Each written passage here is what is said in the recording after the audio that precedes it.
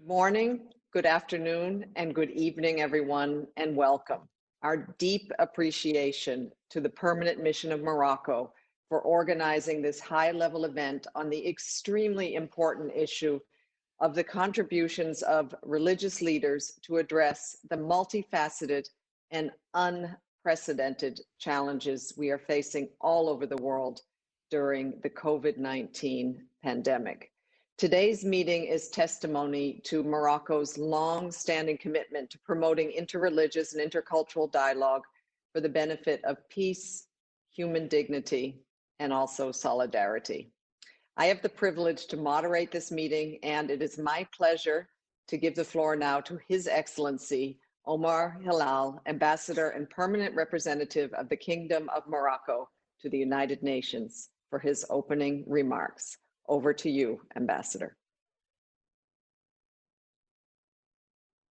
Thank you very much, dear Lisa Fleming, USG, Mr. Secretary General, Mr. President of the General Assembly, Your Eminence Cardinal Miguel Ayuso, Your Excellency Rabbi Arthur Schneier, Your Excellency Professor Ahmad Abadi, Your Excellency Mr. Miguel Moratinos, Your Excellency Mr. Adama Dea. Ladies and gentlemen, at the outset, I would like to express the highest support of the Kingdom of Morocco for the leadership of the UN Secretary General, Mr. Antonio Guterres, in addressing COVID-19 pandemic. Your timely initiatives and multiple transversal appeals have been a catalyzer in bringing the international community together during these trying times and in demonstrating that multilateralism, with the UN at its core, is an imperative if we are to succeed in overcoming this crisis. Our deepest appreciations go to His Excellency Tijani Mohamed Bandi, President of the General Assembly, for his strong commitment and creativity that allowed the General Assembly not only to continue its functioning, but to adopt extremely important initiatives for our effort to tackle this crisis.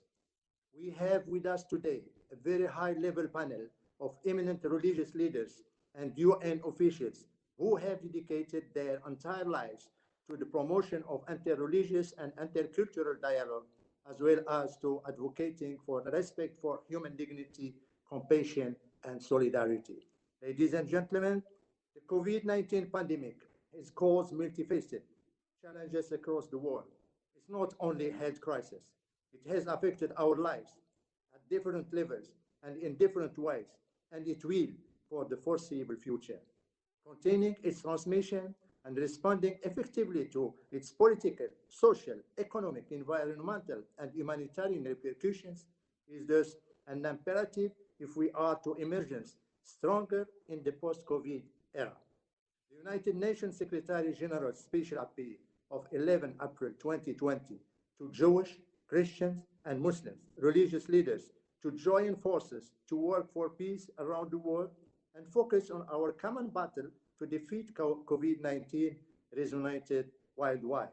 Furthermore, his subsequent appeals to address the global challenges our world is faced with are a strong reminder that those unprecedented times, more than ever, demand common determination, global solidarity, collective responsibility, universal unity, multilateral cooperation, and faithful in our common destiny. The Kingdom of Morocco, which has always been a strong promoter of intercultural and interfaith dialogue and understanding, fully supports this momentous appeal. Indeed, His Majesty King Mohammed VI, Commander of the Faithful, advocated for the vision of a world of solidarity long before the COVID-19 crisis. In his message to the Second International Conference on International and Intercultural and Interfaith Dialogue in September 2018, he stated that, and I quote, "We wish to build together a new international order of peace based on the principles of coexistence, plurality, and diversity. It is on this condition that it will be possible to continue building, evolving, and strengthening security, growth, and prosperity." End of quote. In this vein, religious leaders can play an important role in preserving human fraternity and making societies more inclusive, cohesive, safe, resilient, and united, especially in troubled times. Their voices can help raise universal awareness about the multifaceted challenges to the international community. They have the ability to galvanize international consensus and collective responsibility, not only to fight this pandemic, but also to address its economic, social, ecological, and even geostrategical implications. The COVID-19 fury, with its globalized consequences, demands now more than ever a common vision and unifying messages of religious leaders. The confluence of their voices today under the aegis of the United Nations goes beyond churches, synagogues, and mosques to speak to the whole world. Their messages are not just spiritual. They have, in fact, a universal force, given that they echo the very existential expectation of the citizens of the world, particularly their legitimate needs for peace, security, development, prosperity, respect for human dignity, and the preservation of their environmental rights. Religious leaders, just like the other international stakeholders, can foster a virtuous circle to use their persuasive power and collective action, not only to address the disastrous repercussions of this pandemic, but above all, to reflect collectively on the post-COVID-19 world that we would like to shape for future generations. Their presence with us today is a strong support to the Secretary General's effort. I'm convinced that their messages will be commensurate with his appeals. I thank you for your attention. Thank you very much, Ambassador Hilal, for those inspiring opening words. And now I have the honor to invite His Excellency, Mr. Antonio Guterres, Secretary General of the United Nations, to deliver his remarks. Over to you. Excellencies, dear friends, let me begin by thanking Ambassador Omar Hilal for the Kingdom of Morocco and the Kingdom of Morocco for this very timely initiative. It is heartening to see so many religious leaders joining forces today in a spirit of solidarity. Our world faces a crisis like no other. The COVID-19 pandemic is not just a global health emergency. It is a human crisis that is upending lives, destroying livelihoods, and deepening mistrust around the world. But something else is coming into view. As the virus wreaks havoc and disruption on a scale not seen in generations, we see a dawning awareness that the differences that so often divide us pale in significance. After all, the pandemic has no regard for religious or spiritual distinctions. It does not care about national borders. We are all vulnerable, and that shared vulnerability reveals our common humanity. It lays bare our responsibility to promote solidarity as the foundation of our response, a solidarity based on the human rights and human dignity of all. And it highlights the crucial role of religious leaders in your communities and beyond. We know from previous public health crises, from HIV/AIDS to Ebola, that the actions of faith leaders influence people's values, attitudes, behaviors, and actions. And with this influence comes responsibility to work together, putting aside differences and to translate our common values into action. So today, I would highlight 4 areas where religious leaders, in my opinion, can play a pivotal role to deliver solutions to not only address the pandemic, but to recover better. First, I thank religious leaders for supporting my appeal for a global ceasefire so that we can together focus on fighting our shared enemy, COVID-19. Yet we continue to see conflicts rage in many places, along with the rise in ethno-nationalism, stigma and hate speech targeting vulnerable communities and exacerbating suffering. Meanwhile, extremists and radical groups are seeking to exploit eroding trust in leadership and feed on people's vulnerability to serve their own ends. I ask faith leaders to actively challenge inaccurate and harmful messages and to encourage all communities to promote non-violence, reject xenophobia, racism, and all forms of intolerance. Second, I also made an appeal for peace at home. Across the globe, we are seeing an alarming increase in violence against women and girls as this pandemic spreads. This is a violation of principles common to every faith, and I appeal to religious leaders to categorically condemn such acts and support shared principles of partnership, equality, respect, and compassion. Partnerships also mean ensuring women's equal voice and representation to all spheres. I can share with you from my personal experience in government and in the United Nations that when we have a balance of perspectives, we have greater capacity to achieve our goals. Third, as we fight the spread of disinformation and misinformation, I ask religious leaders to leverage your networks and communication capacities to support governments in promoting WHO recommended public health measures, from physical distancing to good hygiene, and to ensure that faith-based activities, including worship, religious ceremonies, and burial practices, comply with these measures. And fourth, at a time when the vast majority of the world's students are out of school or university, I urge faith leaders to support the continuity of education, working with education providers to find solutions so that learning never stops. Excellencies, dear friends, to defeat this virus and build back a more sustainable and equitable world, we need communities to come together. This is also the spirit of our plan of action to safeguard religious sites and the plan of action on hate speech, which we launched last year.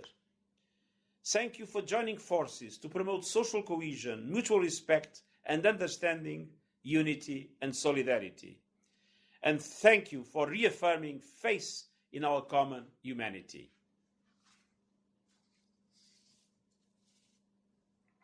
Thank you, Mr. Secretary General. I would now like to invite Mr. Tijani Mohammed Bande, President of the UN General Assembly, to take the floor. Mr. President.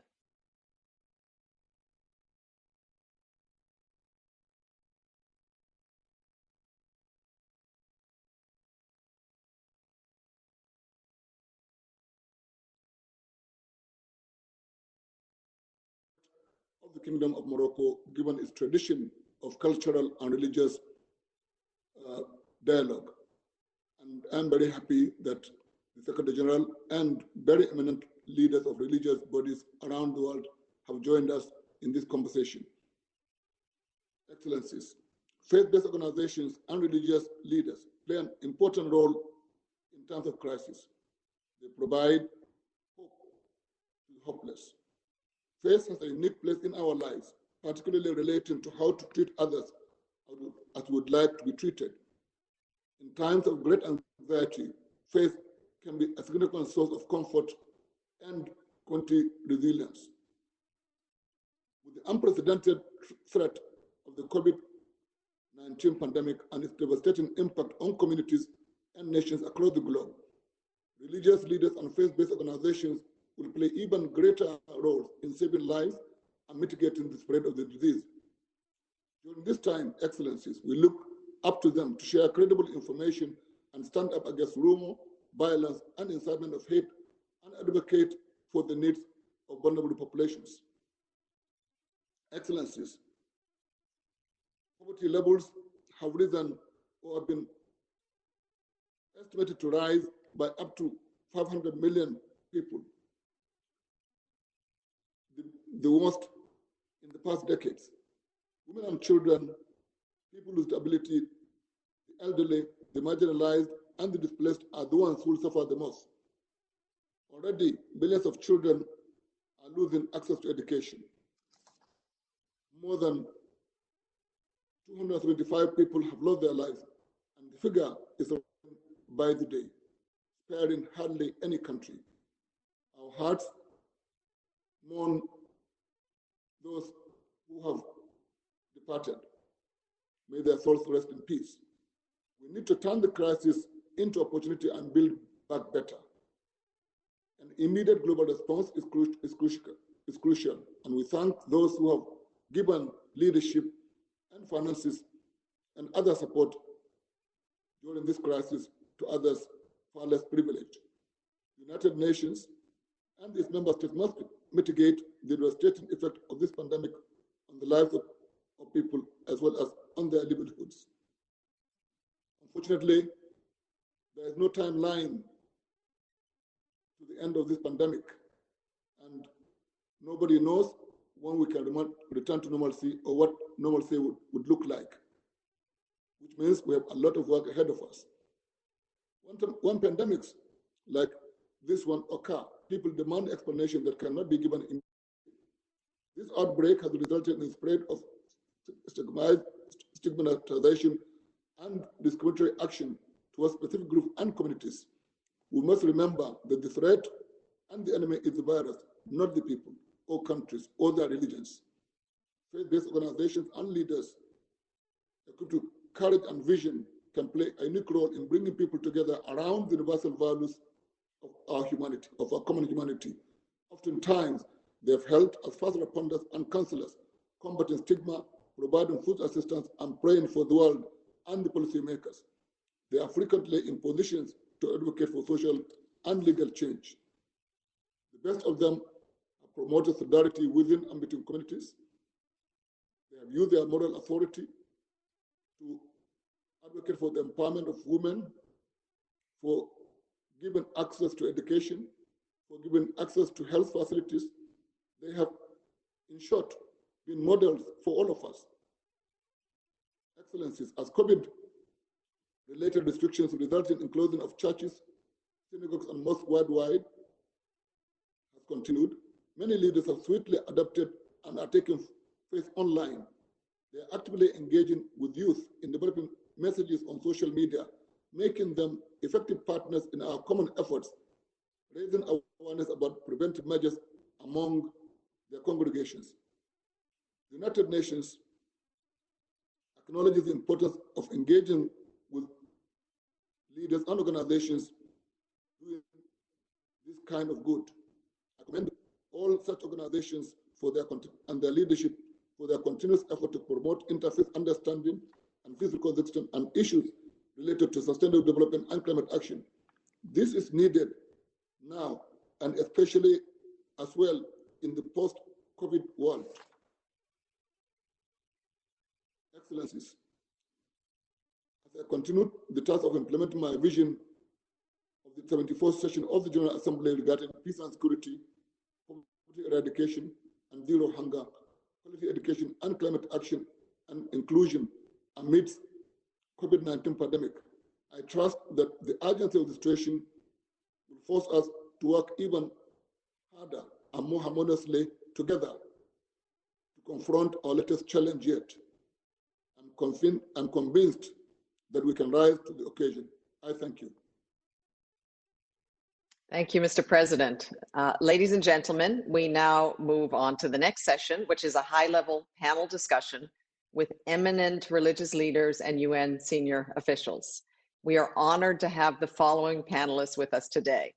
His Eminence, Cardinal Miguel Angel Ayuso Huizo, President of the Vatican's Pontifical Council for Interreligious Dialogue, His Excellency Rabbi Arthur Schneier, Senior Rabbi of New York City's Park East Synagogue, founder and president of the Appeal of Conscience Foundation, and also member of the high-level group, and also ambassador of the UN Alliance of Civilizations.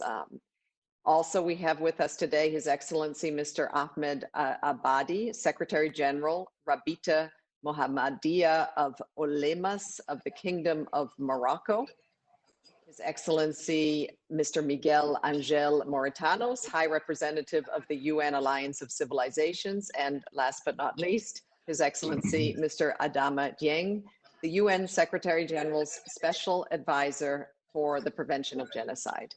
After hearing remarks from these distinguished individuals, we will then proceed with an interactive discussion with UN member states and in closing remarks by Mr. Dieng and Ambassador Hilal. So without further ado, I invite Cardinal Miguel Angel Ayuso Huizo, President of the Vatican's Pontifical Council for Interreligious Dialogue, to deliver his remarks. Excellencies, dear friends,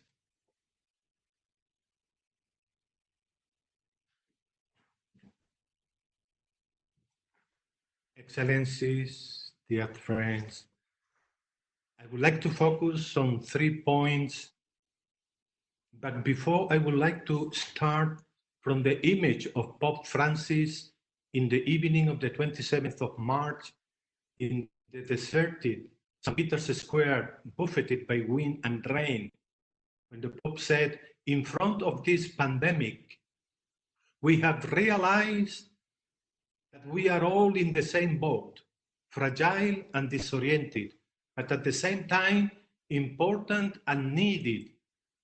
All of us called to row together, each of us in need of comforting the other. And this is really true. For this, I would like to remember that we as religious leaders can offer to our religious communities as well as to the societies in which we live unity, solidarity, and fraternity. First of all, unity. We must always remember that the basis of our collaboration and our dialogue is the common root of our humanity. We are all part of our human family. I believe that we have become more united and have understood that our life, the life of our communities, cannot be separated from that of others. We are dependent of each other. Our sense of feeling united is not from the strength of economic power or that of arms, but rather because we have discovered ourselves as weak and fragile and therefore in need of each other. Solidarity, number 2. This awareness of our unity requires us as religious leaders, together with our communities, to be in solidarity with hard-hit humanity. This cannot, in fact, be a time of indifference or selfishness or division with the whole of humanity's suffering. We must find ourselves united in facing the pandemic. Therefore, the way forward is to find the courage to open up a space for new forms of solidarity. I am happy at this point to call to mind what was said by His Majesty King Mohammed VI on March the 30th, 2019, during Pope Francis' apostolic visit to Morocco. And I quote, "Spirituality is not an end in itself. Our faith translates into concrete actions. It teaches us to love our neighbor. It teaches us to help him or her." End of quotation. So when reaching out to our neighbor, it is important that no one be left behind. While I believe certainly that the emergence of this epidemic requires great efforts, obviously in terms of health, economics, etc., but that it also requires even more effort to lay a new foundation for defeating all injustice and inequality. The world needn't go back to what it was pre-pandemic, but rather seize the opportunity to create a new and better global society. And third, fraternity. Because we belong to the one human family, we recognize each other as brothers and sisters. And this awareness is the first step to tearing down walls raised because of fear and ignorance. This pandemic provides the impetus for us to seek together to build the bridges of friendship and fraternity, which are fundamental for the good of all humanity. This spirit of fraternity in which we are united will sustain us and help us overcome these difficult moments. Fraternity cannot mean exclusive to my group, community, culture, religion, but inclusive of all. Fraternity can be the dynamic, as the document on human fraternity affirms, by which we rise above differences and instead build bridges of coexistence for a new world. So I feel, to conclude, impelled to bring up what Pope Francis has called our mission at this uncertain time. He has called us to spread a contagion of hope, because indifference, self-centeredness, division, and forgetfulness are not words we want to hear at this time. We want to ban these words forever.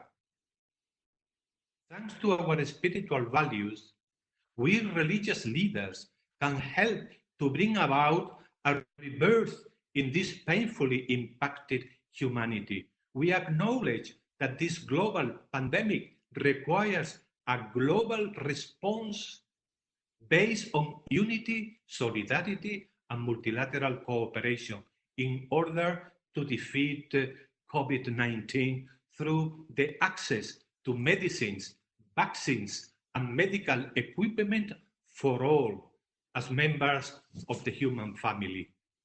At the end of my reflection, I would like to invite everyone to join spiritually in the day of prayer, fasting, and good deeds announced for May the 14th by the Higher Committee for Human Fraternity. Let us stay united to face current challenges and those of the immediate future. We religious leaders are called to promote unity, solidarity, and brotherhood. I hope that out of this difficult moment, we can all emerge better than we were before and help our societies to be ready to change everything that is necessary, not only following the laws of economy and profit. Thank you for your kind attention. Thank you very much, Cardinal. And I think we will all go forward in fraternity and be inspired by that contagion of hope. Next, I will hand over to His Excellency Rabbi Arthur Schneier, Senior Rabbi of New York City's Park East Synagogue, founder and president of the Appeal of Conscience Foundation, and member of the high-level group and ambassador to the UN Alliance of Civilizations. Over to you, Rabbi. Good morning and good afternoon. We are grateful to Ambassador Omar Hilale, representing His Majesty King Mohammed VI of the Kingdom of Morocco, for bringing us together at a critical time for humanity. Ambassador, it's a good deed for Ramadan Mubarak to you and all our Muslim brothers. Secretary General Guterres, thank you for your daily calls for action, for unity to save our civilization. God bless you for it. And now may I ask all of us to devote a moment of silence, wherever you are, in prayer of the victims of COVID-19, for the healing of the infirm, and gratitude to all those on the front line. And let us pray for the people of the nations we represent and for all humanity. Just give a moment of silent prayer wherever you are for all those I just mentioned.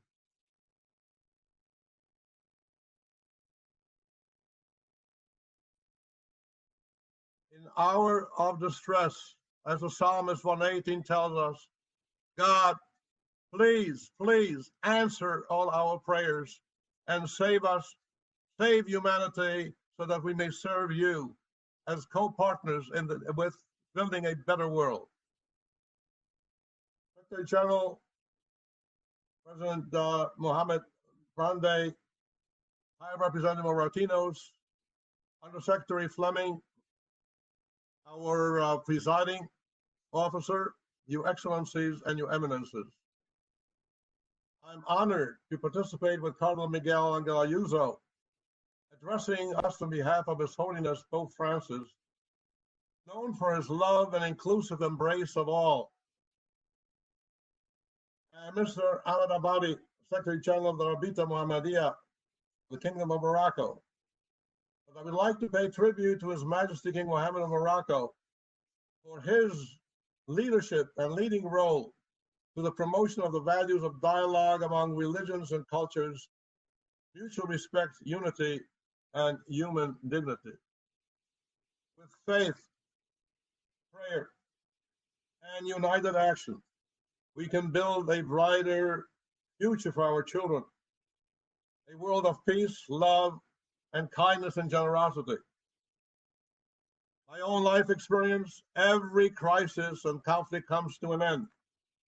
I speak to you now as a survivor of the Holocaust and World War II, and the president and founder of the Appeal of Conscience Foundation, coalition of business and religious leaders who for over 50 years have worked together, united, to work for freedom, human rights, and peaceful coexistence. Flashback. After Allied Victory Day, May 9, 1945, the world awoke to the realization of a Europe in shambles, with the loss of over 50 million people, including 6 million of the Jewish people, my grandparents and family who perished in Auschwitz. At that time, the world was left with heavy losses and scars, but with the aid of the Marshall Plan and the generosity of the victors, Europe was rebuilt. With hope, the United Nations was established 75 years ago, a classic example of mankind's history: destruction, devastation, loss of life, rebuilding, restoration, and as a result of united action, ultimately rebirth. This is our shared history, from disease and pestilence to human conflict to natural disaster. I believe firmly we will emerge. We always emerge. And the pandemic is an additional reminder, often ignored and forgotten, that we are one humanity with a common destiny. As we emerge from this current devastation, we have an opportunity to build a better, more loving, and more generous world together. United we prevail, divided we fail. Yes, as Pope Francis says, we are in the same boat. We swim together or we sink together. COVID-19 has shown no mercy. There's no immunity, no borders, no denominations, the young, the old, the rich, the poor. Not, most of all, but not exclusively. As a result of the pandemic, we face many dislocations. In education, the stigmatization of the elderly, those lonely and isolated, and social unrest.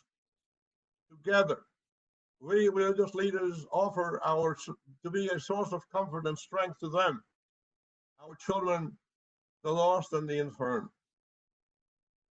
As people of faith, we must be in the forefront of countering the hate mongers in our midst who have invaded social media to disseminate xenophobia, anti-Semitism, bias against minorities, and conspiracy theories, exploiting this tragic time for hatred and division. Thank you, Secretary General Guterres, for your voice of conscience, sounding the alarm to confront the lepers of bias. As people of faith, we must shield our children from the transmission of division and hatred.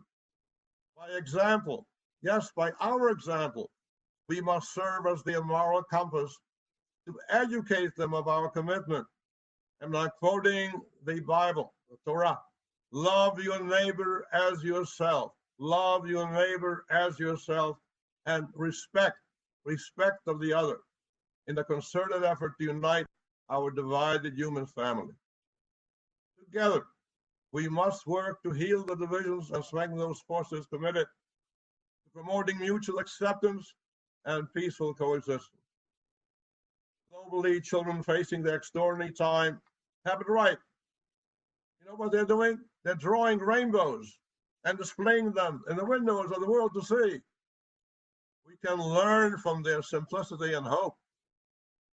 Let's go back to Noah's civilization. Noah and his civilization were destroyed by the flood. But Noah emerged. God sent the sign of rebirth, a rainbow with 7 colors. Each color maintains its character, yet together they are in harmony. Yes, unity in diversity. That's what the world is all about. If we want to preserve our humanity, our civilization, we must follow the rainbow. Mutual acceptance and respect, landing together in peaceful coexistence. This way, live and let live, live and let live. And after the great flood, Patriarch Abraham, patriarch of all of us, and the new generation emerged. Your presence, Your Excellencies, here today gives us hope and courage for the road we still have to travel together as we strive to fulfill Abraham's mission. And you know what that was? The Hayei Bracha, be a blessing to the human family. Each one of us can be a blessing to the human family. The basic concept of Judaism is Tikkun Olam, preparing the world. Each one of us is placed on this earth to help perfect an imperfect world. The founding fathers of the United Nations were keenly aware of the meaning of its name. For only united we can prevail now and in the future. As religious leaders, we cannot solve the medical challenges, the extraordinary economic upheaval caused by the pandemic. We can and must redouble our efforts to unite a divided family and to remind our people now more than ever, love your neighbor as yourself and respect for the other. And to conclude, my beloved friends, Your Excellencies, I call, just as we had the Marshall Plan, we have all the responsibility to come together with all sectors of society, government, finance, business, art, culture, in an alliance of civilization to establish a 21st century recovery plan. 21st century recovery plan to repair and improve our wounded world. Psalmist 90. May God bless and establish the work of our hands. Thank you, and God bless you all. Thank you very much, Rabbi Schneier. I think everybody here will agree that only united can we prevail over this and all crises. Thank you for your inspiring words. Now I invite His Excellency, Mr. Ahmed Abadi, Secretary General Rabati Mohadamiya of Ulemas of the Kingdom of Morocco. Your Excellency.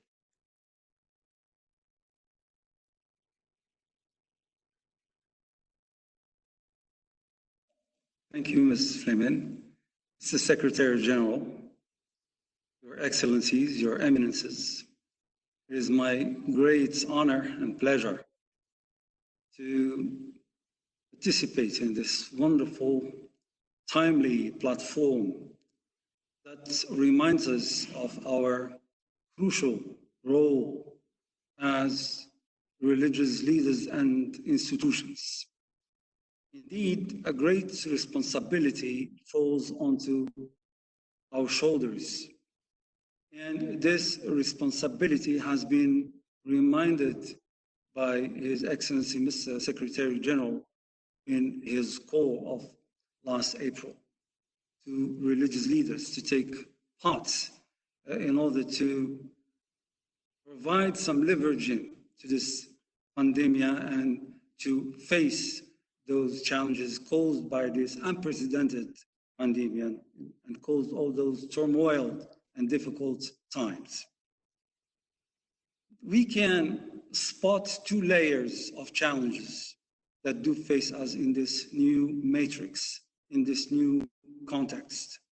The first layer is what is shared by all religions, token of conscientiousness, token of solidarity, token of serenity, wisdom, guidance to the perplexed and to the confused, unity, fraternity, continuity, and all the beautiful deeds and moralities that do face the liquefaction of moralities in this era that has been quoted by many philosophers of our time to be a time of blindness of morality. This happens to be also the source of credibility of the religious leaders and institutions. But we need to recall that a great and articulate mandatory condition has appeared in this new matrix caused by COVID-19, which is the need for digitalization. We now talking in distance.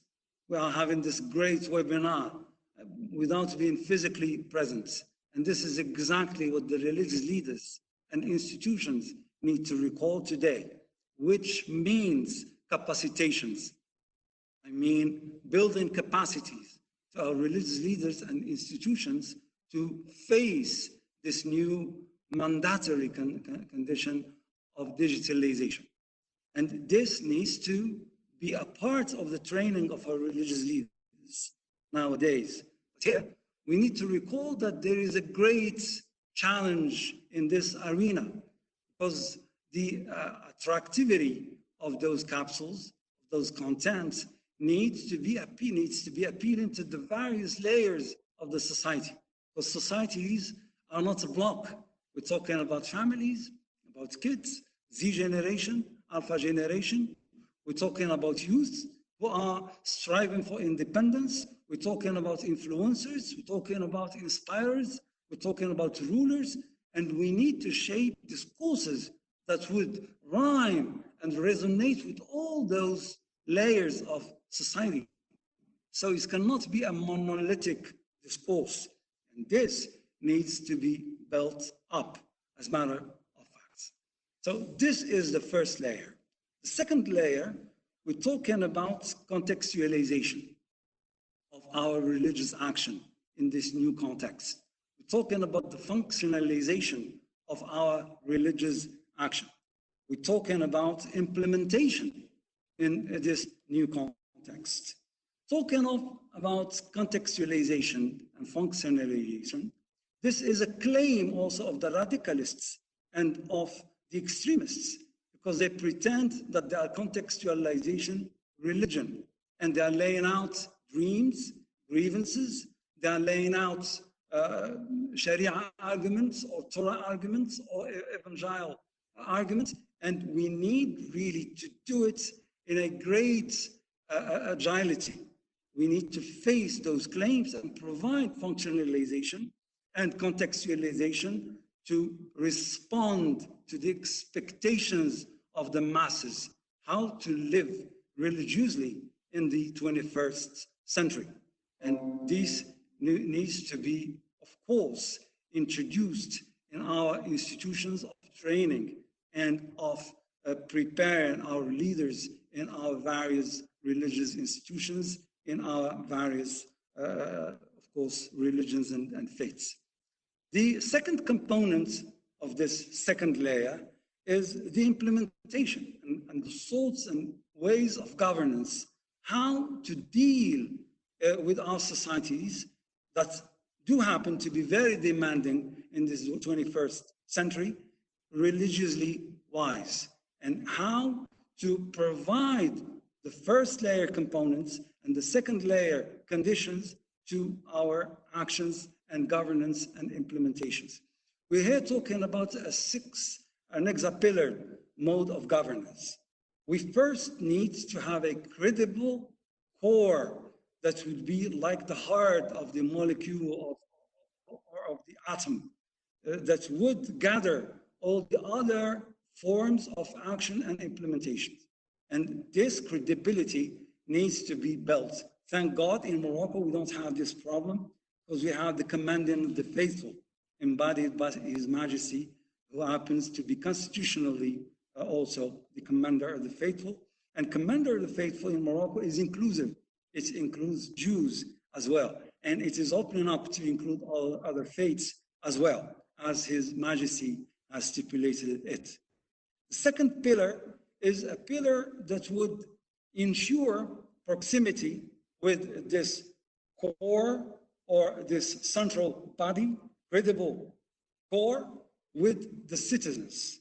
This proximity would definitely need channels of proximity. And the digital dimension is one of the most crucial ones. We need also to look at the curriculums. We need to shape our way to speak to kids through video games, through cartoons, through all the things that would be attractive to them. Otherwise, they would just zap their religious leaders and go to look for something more implemented. 3, we need a think tank and a do tank in our religions to reflect upon the new contextualizations and functionalizations, but also how to implement them in the field of reality. 4, we need institutions of training, and those institutions would need to provide the knowledges of the text, but also the knowledges of the context.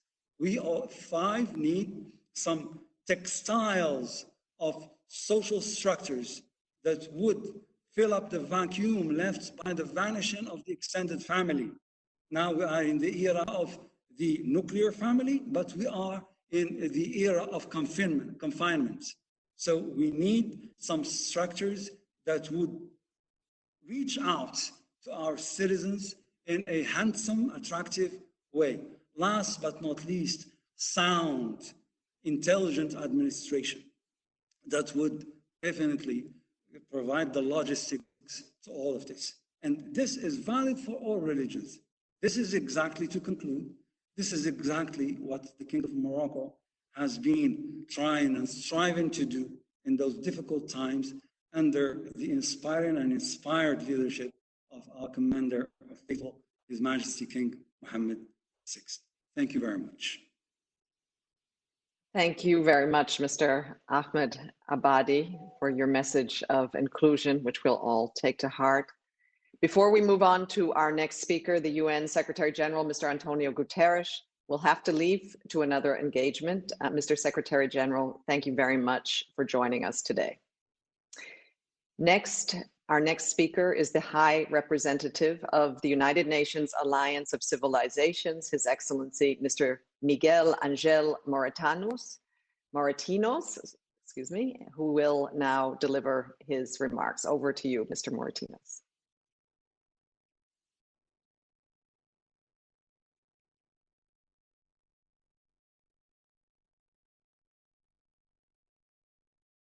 Okay, now, my dear friends, Excellencies, distinguished religious leader, it's a great pleasure to be here to participate in this high-level virtual meeting on the role of religious leader in addressing the multiple challenges of COVID-19.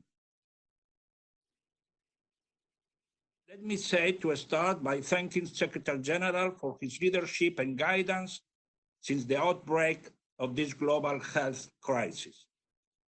I salute the President of the General Assembly, Mr. Tijani Mohamed Bande.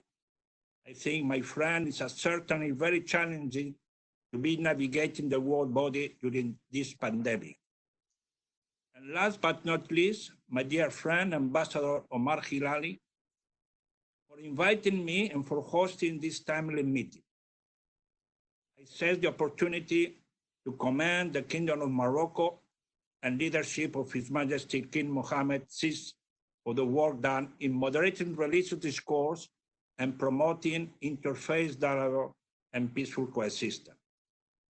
Of course, I salute my dear friend, Cardinal Miguel Angel Ayuso from Rome, Rabbi Arthur Snyder, my dear friend from Rabat, Ahmed Abatia, and the member states that are following up this important meeting.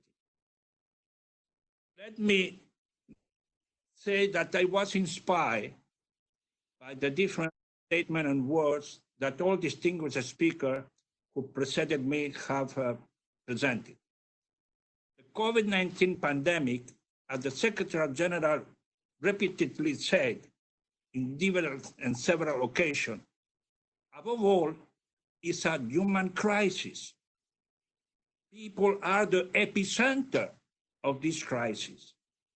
And for that, it's imperative to coordinate in a decisive, inclusive action from state, non-state actors, including religious leaders and faith-based organizations.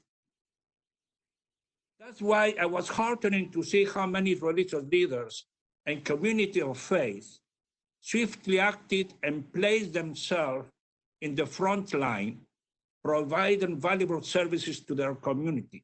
How many images have we seen providing masks, food of these communities? Holiness Pope Francis and the Grand Imam of Al-Azhar and many others heeded the appeal of Secretary General for a global ceasefire, using their moral voice to promote peace. The Appeal of Conscience Foundation and its president and founder, Rabbi Arthur Schneier, echoed those words by calling for unity, harmony, fraternity, not only to deal with the pandemic, but to build peaceful society based on respect. Yet, isn't that what's expected from faith actors in these trying times? Of course, yes. We share the Secretary General call for global solidarity and the need to take into account the need of vulnerable population and marginalized communities, as well as his concern about growing stigma and hate speech. Indeed, all these impede the fully mobilized UN response strategy and effort that Secretary General has been leading in the past few months. That's why, on the 26th of March, my friend Adam Adien and myself issued a joint call for solidarity, compassion, and unity, and warning of the adverse impact of division and stigma on social cohesion. Member states demonstrated their commitment to international cooperation at the same time, by endorsing two important resolutions, 8-74-270 on multilateral cooperation, and the most recent resolution 8-74-274 that was drafted by Mexico, calling for a global action to scale up manufacturing equitable access to all to medicine and vaccines. Excellencies, distinguished guests, in life, altering crises when people are desperate and uprooted from their life, faith has often been the anchor and the place they turn to for consolation and hope. Yes, the contagion of hope, as Cardinal Ayuso was mentioned, and the Pope. This is really where the role of religious leaders come into play. Faith actors are deeply rooted in the communities they serve, and as such, they are often the first responder.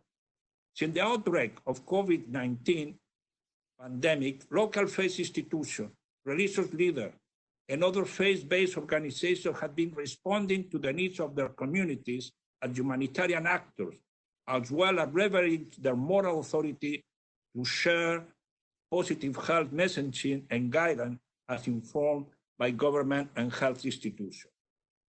Around the globe, as millions of people have been placed under lockdown and were obliged to practice social distancing to reduce transmission of the virus and high rates of infection and death, the impact of such isolation is far-reaching beyond its economic dimension.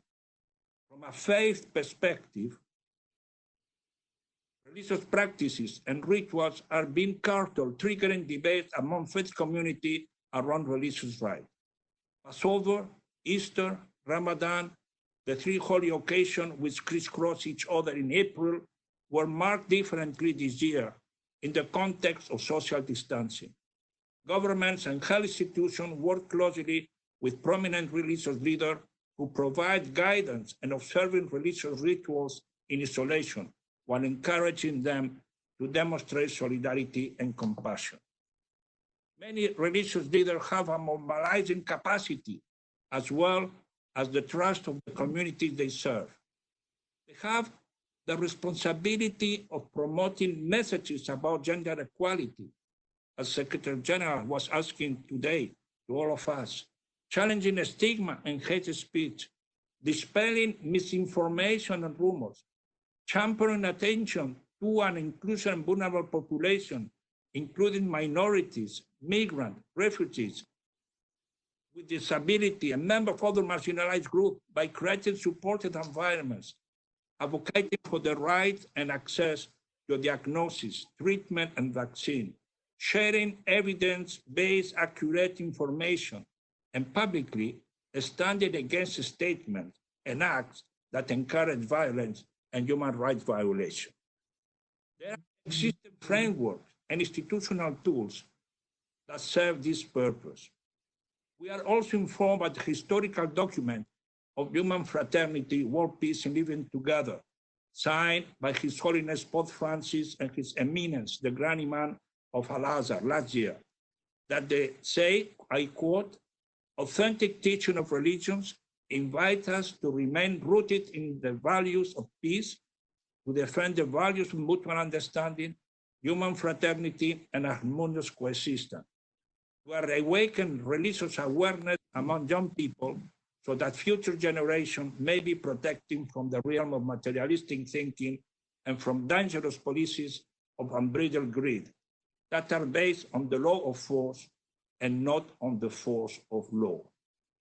This document professes guidance on numerous issues, raised here from building peaceful, inclusive societies with equal citizens' rights to the protection of women and children, promoting mutual respect and accepting and rejecting violence on extremism. Last week, His Holiness Pope Francis and His Eminence, the Grand Imam of Al-Azhar, endorsed the call for prayer for humanity launched by the Higher Committee of Human Fraternity, chaired by my dear friend Cardinal Ayuso, inviting all faiths on May 14th to join in prayer, fasting, and supplication for the good for all humanity. Secretary General Guterres joined the Pope Francis, the Grand Imam of Al-Azhar, and the support of this initiative. And I will myself join them in their prayers for humanity, solidarity, and hope next 14th. Moreover, the UN Interagency Task Force on Religion and Sustainable Development issued a joint statement endorsed by its Multi-Faith Advisory Council, comprising 40 faith-based organizations, calling on the religious leaders and faith-based organizations to enter their support, and within the respective sphere of influence authority, promote and advocate with member states and other stakeholders for the United Nations Global Humanitarian Response Plan for COVID-19. Building on the momentum that has created this meeting of today, I wish to announce that my office and the office of my friend, Mr. Adama Dieng, the Special Advisor for the Prevention of Genocide, in collaboration with Croatia, we hold the rotating presidency of the European Union. Together, we plan to organize a meeting with religious leaders and faith-based organizations to explore a result and action-oriented global pledge by them in response to Secretary General's repeated appeal for solidarity and unity. The meeting will include a wide range of confessional faiths and provide the space to explore and identify areas of action and concrete result-oriented initiatives that religious leaders and faith actors can take in response to COVID-19. We have identified a tentative date for the meeting on the 28th of May. I very much look forward to a continued fruitful engagement with religious leaders and faith-based actors to ensure that the response to the pandemic is based on a whole of society, human-centered approach that leaves no one behind.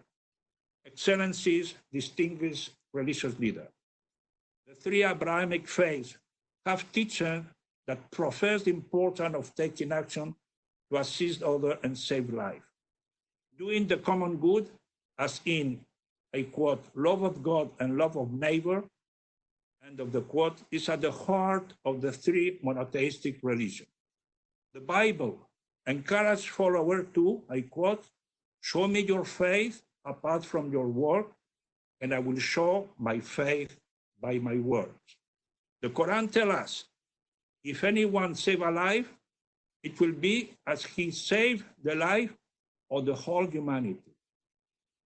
In the Judaism, the preservation of human life takes precedence over all other commandments, as emphasized in the Talmud. In this spirit of doing common good for one humanity, I thank you and I look forward to your intervention. Thank you very much. Thank you very much, Mr. Maratinos. I now hand the floor over to our last speaker, His Excellency, Mr. Adama Dieng, the UN Secretary General's Special Advisor for the Prevention of Genocide. Mr. Dieng. Thank you very much, Melissa. Your Excellency, the Assembly, Order and Friends, Tijani Mohammed, Excellencies, brothers and sisters in humanity. Allow me first and foremost to thank Ambassador Omar Hilal for convening this high-level video conference on such an important time. And I should say that this is really for me a continuation of the long-standing cooperation we are having, my good friend Moratinos and myself, with the Kingdom of Morocco. And I should say that numerous documents have been adopted thanks to the support we see from His Majesty King Mohammed VI, has demonstrated his continued attachment to inspiring the dialogue of culture, dialogue of religion, and most importantly, I like to highlight the three important documents which were achieved thanks to his contribution: the Rabat Plan of Action, the First Plan of Action, and the Marrakesh Declaration. The Marrakesh Declaration is one of the most important, if I can say, when it comes really to bringing together all religions, because this is about the Medina Charter, which is the first constitution which was adopted by the Prophet of Islam, Muhammad Sallallahu Alaihi Wasallam. I think that I would like also to just remind all of us, taking from what my friend Moratinos just highlighted about the Abrahamic religions. And just recently, I was reading a paper by my friend, His Eminence Shah Abdullah bin Bayer, the president of the Emirati Council. And I quote, "Revealed religions are not limited to describing beneficence for believers only, but also the other human beings and all living beings as stated in the authentic hadiths. There will be a reward for treating all with live well, being alive." And this beautiful metaphor demonstrates that all living creatures deserve to be treated with empathy and to be helped to preserve the divine gift of life. So this simply say that although in this meeting we have the three Abrahamic religions, but at the end of the day, it covers all human beings. And as the Secretary General has stated on many occasions, COVID-19 does not care about who we are, where we live, what we believe, or about any other distinction. No country is immune to it. And during the last months, we have seen how the disease has penetrated almost all countries, crossing man-made borders, dividing communities and families, and exposing and aggravating existing social and economic divisions. A surge in global hate speech has been one of the less spoken about consequences of the coronavirus. And this will be the focus of my contribution.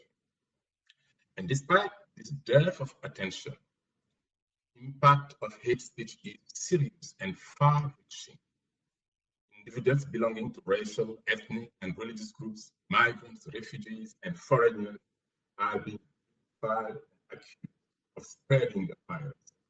Journalists, whistleblowers, medical and healthcare professionals, humanitarian aid workers, human rights defenders, and peace builders are also being targeted for reporting on the pandemic or for doing similar their jobs. Social media are powder kegs for the spread of these dangerous sentiments, and in certain circumstances, the spreading of hateful messages, misinformation, and disinformation through these platforms puts people's life at risk. The Secretary General has expressed his concern about this issue in a policy brief on the human rights impact of COVID-19 and in a statement released no later than last Friday, in which he appealed to political leaders, education institutions, religious actors, and media for an all-out effort to end hate speech globally. My dear friends, hate speech, like a coronavirus, is infecting our societies. It is taking advantage of the weaknesses exposed and aggravated by the pandemic. These pernicious trends can only be reversed if we enhance our cooperation. And in other words, we all have a role to play. The UN strategy and plan of action on hate speech stresses the role of partnership in the fight against hate speech. This global scourge can only be defeated if member states, civil society, media, academia, and religious leaders and actors join hands. Existing UN policies can help in this regard, and I refer to the Rabat Plan of Action, which, as we know, address the prohibition of advocacy of national, racial, or religious hatred that constitutes incitement to and violence. There is also a plan of action for religious leaders and actors to prevent incitement to violence that lead to crimes, which is the first plan of action. And yesterday, my office also a guidance note to address COVID-19 related hate speech. And I would invite all member states to pay attention to the guidance note, and we are available to provide you whatever support you need in this regard. This note includes a recommendation for all relevant actors, including religious leaders and actors, to tackle the hate speech pandemic. Brothers and sisters in humanity, as the UN focal point on hate speech, I cannot but stress the important role that religious leaders and actors play in tackling the COVID pandemic. They also play an essential role in addressing and countering growing trends of stigmatization, hate speech, and discrimination. The High Representative for the United Nations Alliance of Civilization, Miguel Martinez, as he mentioned earlier, we issued a joint call for compassion and unity during the pandemic. I'm glad also that he made reference to the global call for prayer for humanity. And let me simply end here by saying that we are going to continue to offer you our full commitment and support for this Moroccan initiative of bringing together Abrahamic faith. And I thank you. Thank you very much, Mr. Deng, especially also for indicating the work that you're doing to fight hate speech, which is becoming a growing scourge in this COVID-19 epidemic. And we will all take note of the guidance that you issued yesterday. Please, I think we can all give our thanks to all the panelists who've provided such thoughtful insights for all of us today.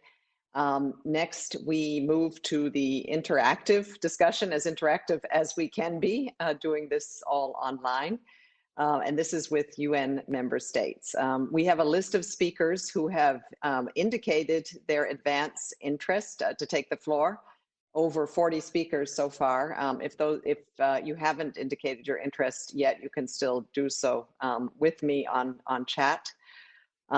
We would like to ask member states to limit, given the time, their statements to 2 minutes. And this can be also in the form of a question, a comment or a question or a statement. So with no further ado, our first speaker is His Excellency from Saudi Arabia, Abdallah Al-Mulamini, Ambassador and Permanent Representative. Over to you, Ambassador. Assalamu alaikum. Thank you very much.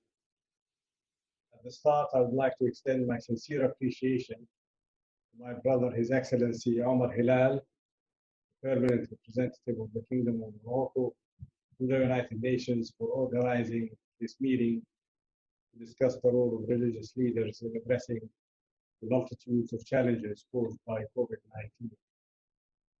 I'd like to start by making two quick observations. Number one, the world's stockpile of weapons and ammunition, nuclear and conventional, have proven to be impotent in the face of this small virus that has penetrated the entire world to the villages. This must give us cause for reflection as we realize that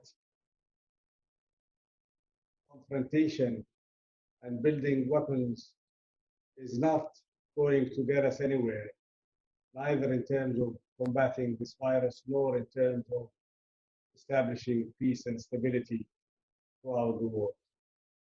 The second observation is that this pandemic has proven to be an equal opportunity attacker.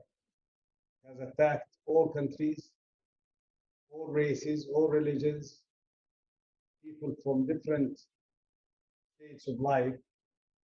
And if anything, it has brought to us a sense of humility, and it should bring to us a sense of fraternity and common cause. Today, as we speak, faith is helping billions of people to get through this difficult time. All the more important is to give religious leaders the tools they need to assist in this effort. I will propose a few concrete steps that will hopefully aid in that process. First, we must call out and address xenophobia and racism in any manifestation or form. We are seeing increased attacks against people of Asian and African descent, many of whom are Muslims. Addressing xenophobia is not only the right thing to do, it is the correct public health policy. Xenophobia victims are afraid to come forward for testing or treatment if they have COVID-19 symptoms, allowing the virus to spread further. Second, we must encourage religious leaders to follow the guidance of public health experts. As the custodian of the two holy mosques, King Salman took the extraordinary and painful decision of suspending prayers in the holy sites of Mecca and Medina for the first time in centuries, and during the holiest month of Ramadan, based on the advice of public health experts.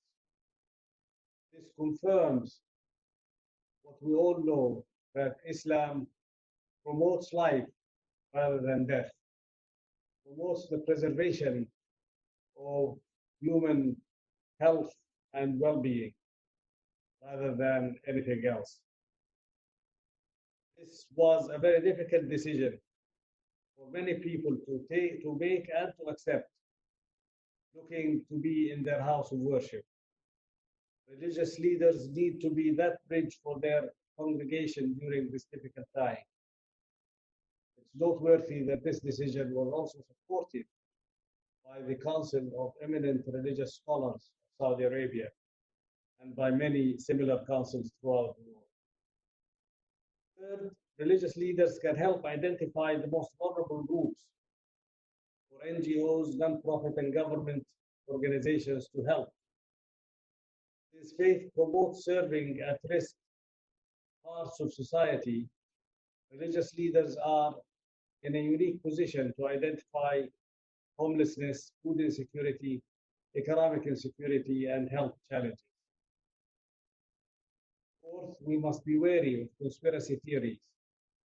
During times of stress, conspiracy theories circulate from the claims that some foundations want to insert microchips into people, COVID-19 being a hoax. People trust their local imam, pastor, or rabbi. It is important to use that platform of confidence to disseminate public health experts' advice and to diffuse notions of conspiracy theories. I hope these 4 points can give clarity for the important role religious leaders can play in addressing COVID-19. And I would like to thank His Excellency Omar Hilal for organizing this high-level meeting, and to thank all the speakers for their valuable and wise thoughts. Thank you. Thank you very much, Ambassador. And I'd now like to give the floor to Her Excellency Mona Juul, Ambassador and Permanent Representative of Norway. Thank you so much, and a special thanks to Ambassador Hilale, my good friend Omar, for inviting us to this very important event, and also, of course, to the speakers for sharing their very inspiring perspectives. Religious leaders enjoy widespread respect, trust, and legitimacy. They, as well as non-governmental organizations, play an important role in enhancing tolerance and promoting respect for religious and cultural diversity, and in making society more inclusive. This is especially true in troubled times and more needed now than ever before. We have seen a worrying trend of increased xenophobia, social stigma, and hate speech during this pandemic. Religious leaders have an extremely important job in countering this divisive rhetoric and in uniting people, spreading a message of solidarity and hope, both at the local level but also on a global stage. Religious leaders are looked up to for guidance and leadership. When they speak up against intolerance, discrimination, stigmatization, hate speech, and violence against minority people, also those in power, listen. Norway believes in the potential of inter-religious and intercultural dialogue. Through dialogue, we can enhance mutual understanding and promote tolerance and non-discrimination. Dialogue can have a considerable impact. It represents a possibility to seize the middle ground and to challenge the dominance of extremists. Norway is initiating, supporting, and encouraging dialogue projects in several countries. Through these projects, we work closely with religious leaders in Norway and internationally. We have also financed the establishment of interreligious councils in several countries, in the Middle East, in the Horn of Africa, and in South Asia. We believe that interreligious dialogue is key also to fight the pandemic and to build back better. Faith-based organizations are a trusted and important ally in the response to the pandemic. Their work and contribution are vital in the humanitarian and socio-economic response to the crisis. As an example, the Norwegian Church said many of its partners are faith-based actors who have an especially important role to play now as the coronavirus crisis threatens people in developing countries. The organization specializes in water, sanitation, and hygiene, and we know access to water and improved hygiene will be crucial in this situation, not least for the marginalized and vulnerable groups. This is why Norway is providing $170 million to the organization for the work in sub-Saharan Africa and other parts of the world. Religious leaders have an important job when it comes to encouraging people to make the necessary adjustment we all have to make to curb the spread of the virus. They have a platform for communication, as we have just heard, and they enjoy the trust of the community. And with that great responsibility, we are very glad that the world religion share the commitment to help. Thank you. Thank you, Ambassador dear Mona. I'm very pleased now to pass the floor to the Ambassador and Permanent Representative of Senegal, His Excellency Sheikh Niang. Over to you, Ambassador.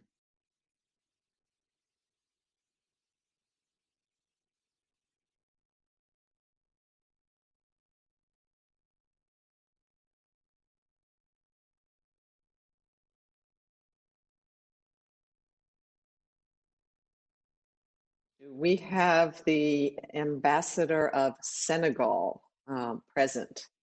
Ambassador, if you could unmute and join us on this call.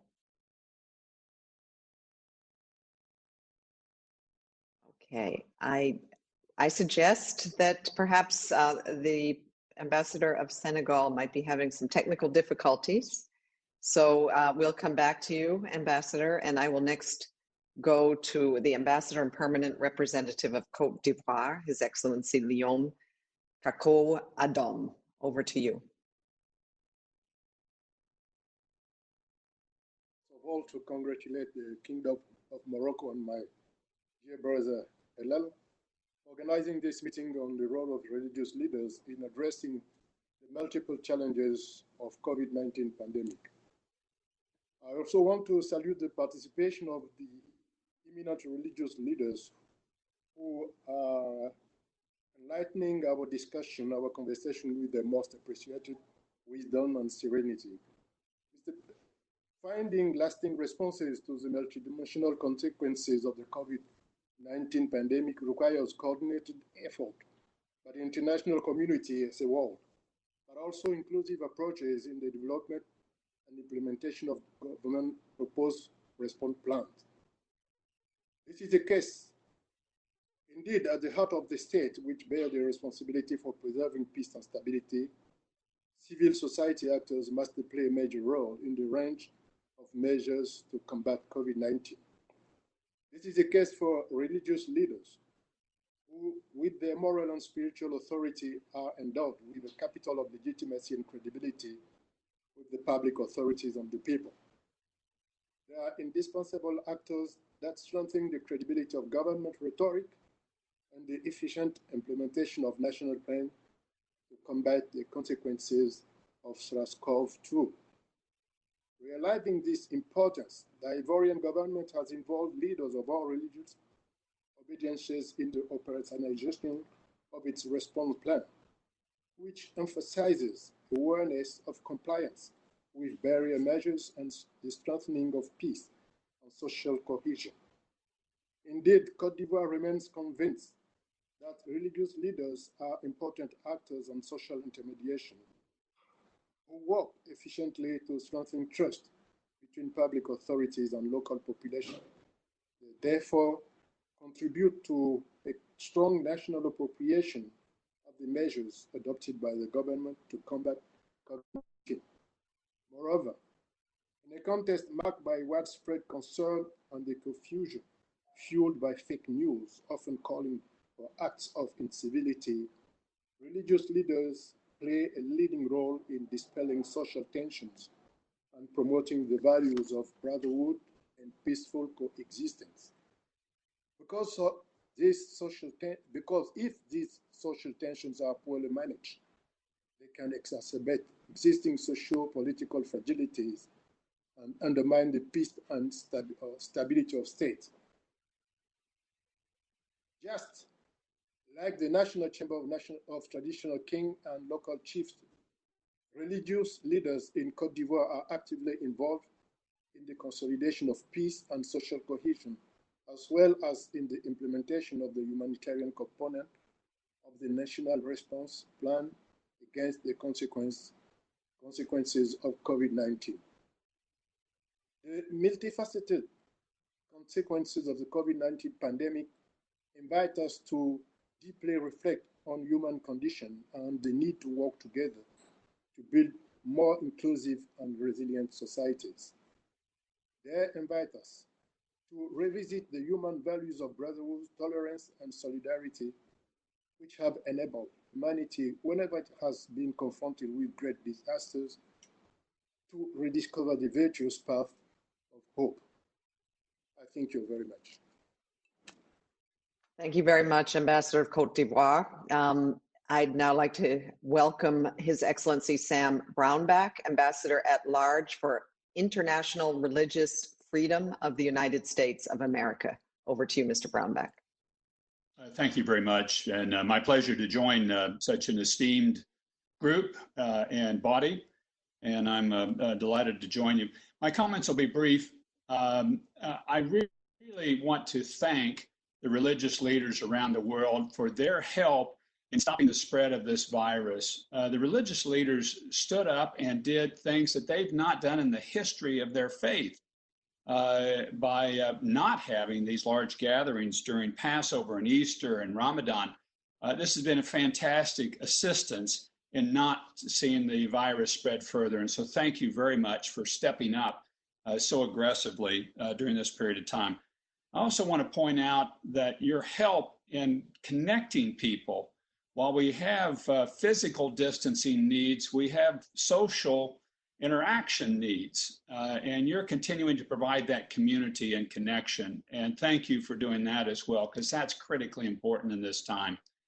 Two quick things that I want to point out that we need, that the International Religious Freedom Alliance has been, a number of members of that group have been pushing. Number one, prisoners of conscience be released from prisons around the world. People that are in prison because of their faith, peaceful practice of their faith, should be released around the world and not further exposed to the virus in such a difficult and bad environment. And a second, to make sure that the humanitarian aid that's distributed throughout the world and the health aid needs gets to all communities, regardless of whether they're a religious minority, a religious majority, or whoever they are.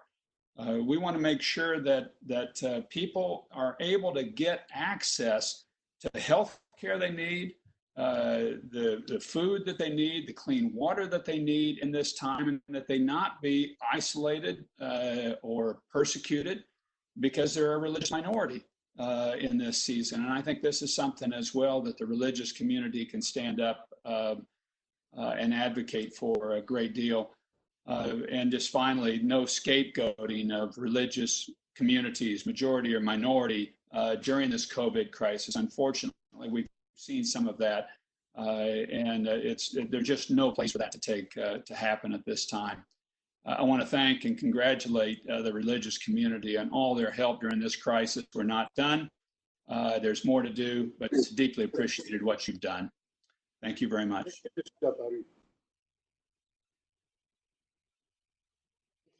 Thank you very much, Ambassador Brownback. And it is my pleasure now to give the floor to the Ambassador and Permanent Representative of Bosnia and Herzegovina, His Excellency Sven Alkalaj.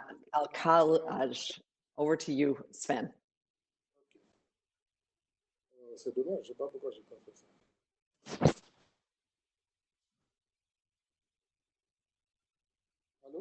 Hello. We can hear you, Ambassador. We can't see you, so if you could turn on the camera. Thank you. It's just the little icon next to the microphone on the left-hand side.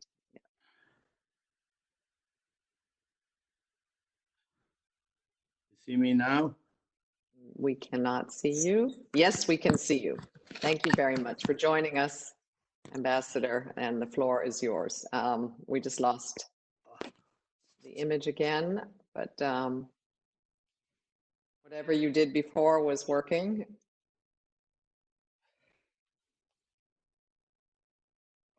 Sorry. It's no problem. If you can't get it back, it's absolutely fine for us to hear your words. That's perfect. I just can you hear me? We can hear you and see you, Ambassador. Thank you very much. Okay, please, that's great. Please proceed. I'll be very brief because talking after this panelist, it's really very difficult to say something new because they covered most of the things that I wanted to say. I come from Sarajevo, which is called Little Jerusalem, which having 4 major religions standing apart, and the houses of worship are there, standing 100 meters apart, and they stand there since 15th century. And we in Sarajevo lived in a coexistence, and with the help of our religious leader who are forming and have this interfaith council, which they have meetings on a regular basis in discussing how to help a religious community and keep interfaith dialogue. I just want us to stress that multi-confessionalism is the way how we always lived in Bosnia-Herzegovina, and we appreciate very much this kind of dialogue and the cooperation and coexistence of all the religions. Thank you once again, Omar, for having this kind of event, and I think that's something we should be working together on and try to promote this kind of dialogue in further times, not only difficult times where they help, but also in a normal interfaith dialogue. But I also want to underline the importance of Alliance of Civilization, which is led by my good friend, Ambassador Moratinos, who is doing great job. And we in Bosnia-Herzegovina worked a lot through Alliance of Civilization, proving that people of different religions can live together and can thrive and promote all the ways of life. Thank you very much. Thank you very much, Ambassador, and also giving us your example of your country and the coexistence that now reigns there. I'd now like to give the floor to the Ambassador and Permanent Representative of Kenya, His Excellency Lazarus Amayo.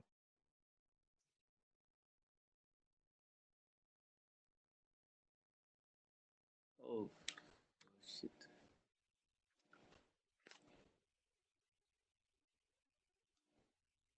Ambassador, just we need you to turn on your video, please. I think we can hear you, but we can't see you.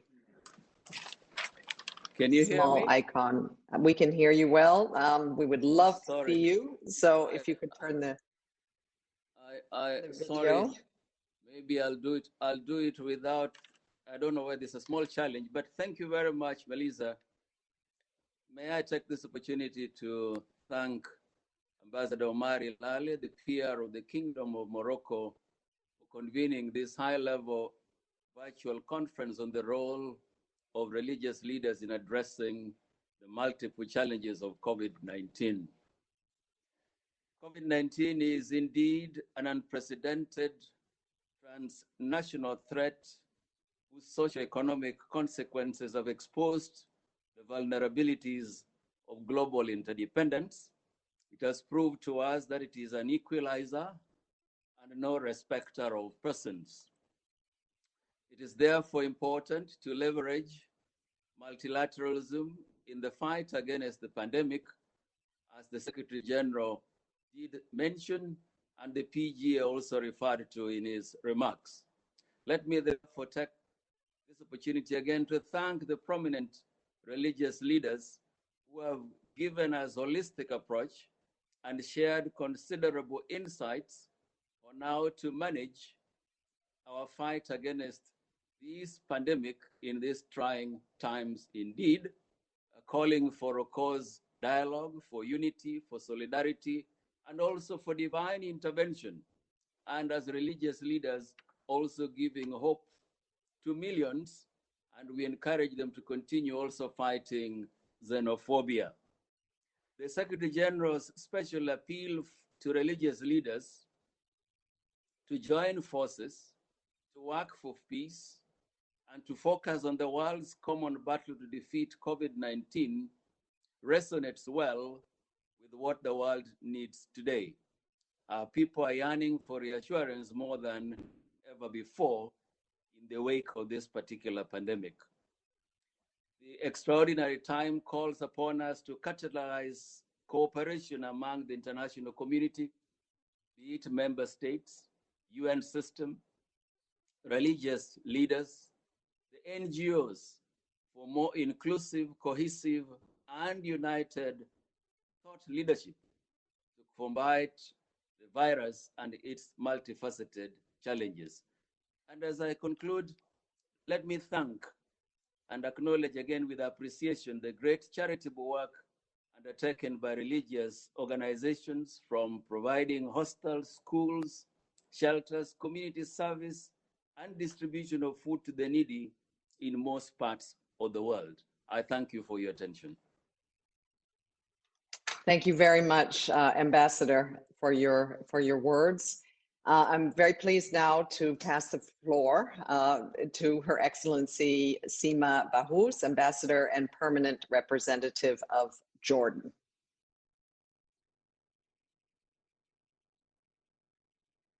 Very much to the Kingdom of Morocco for organizing this very important and timely high-level meeting. I also would like to present special thanks to my brother Omar Hilal for inviting us to participate. Thank you also to the UNSG and to the UNPGA and to you, USG Melissa, and to all the panelists for sharing their wisdom and their perspectives at this uncertain time. Today we face an unprecedented pandemic, as everybody, of course, has been referring to. A pandemic that took away the lives of many, strained our healthcare systems, our livelihoods, our societies, and hit our economies hard. Jordan highly appreciates and supports the SG's initiatives, calls, and appeals to help mitigate the painful effects of COVID-19. Dear colleagues, while there is great attention on the role of politicians and health officials and workers in the COVID-19 era, this challenging, trying time there is also a major role for religious leaders. There is no doubt that faith provides hope and lifts those struggling to keep going at the front lines, but it also does the same for those who are staying at home in lockdown in difficult circumstances, whether it is health-related, economic, social, or spiritual. As we take some time to reflect on our priorities and social responsibilities towards one another, and to devise methods to cope and ways to shape the past COVID-19 new normal, we realize that we all share the belief that only through collective work, through international cooperation and solidarity, protection of our planet and surroundings, that we can arrive at harmony, peace, and prosperity. Dear friends, since the start of this pandemic, our governments, civil society, organizations, businesses, academia, youth movements, the UN, and many other institutions and individuals have initiated response plans to save lives, to maintain the connection while respecting social distancing, to raise awareness, and to provide the needed assistance, including psychological support and mental support. Religious leaders were present and engaged in every step of the process. Their role in fighting the good fight while keeping the faith that things will become better is absolutely crucial. The role of religious leaders will also be instrumental in addressing the new old challenges we face, such as unemployment, poverty, inequalities, xenophobia, and the danger of resurgence of extremism, lack of opportunities, and supporting youth. Further, marginalizing the vulnerable and compromising the basic human rights are all aftermaths. We will see them after the COVID-19 and even during the COVID-19, and these challenges can also be helped and supported and helped to solve by the religious leaders.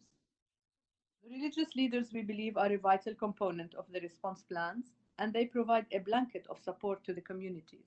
Their contributions to enhancing community resilience and strengthening social cohesion is key to reinventing the new normal and in helping address the new old challenges.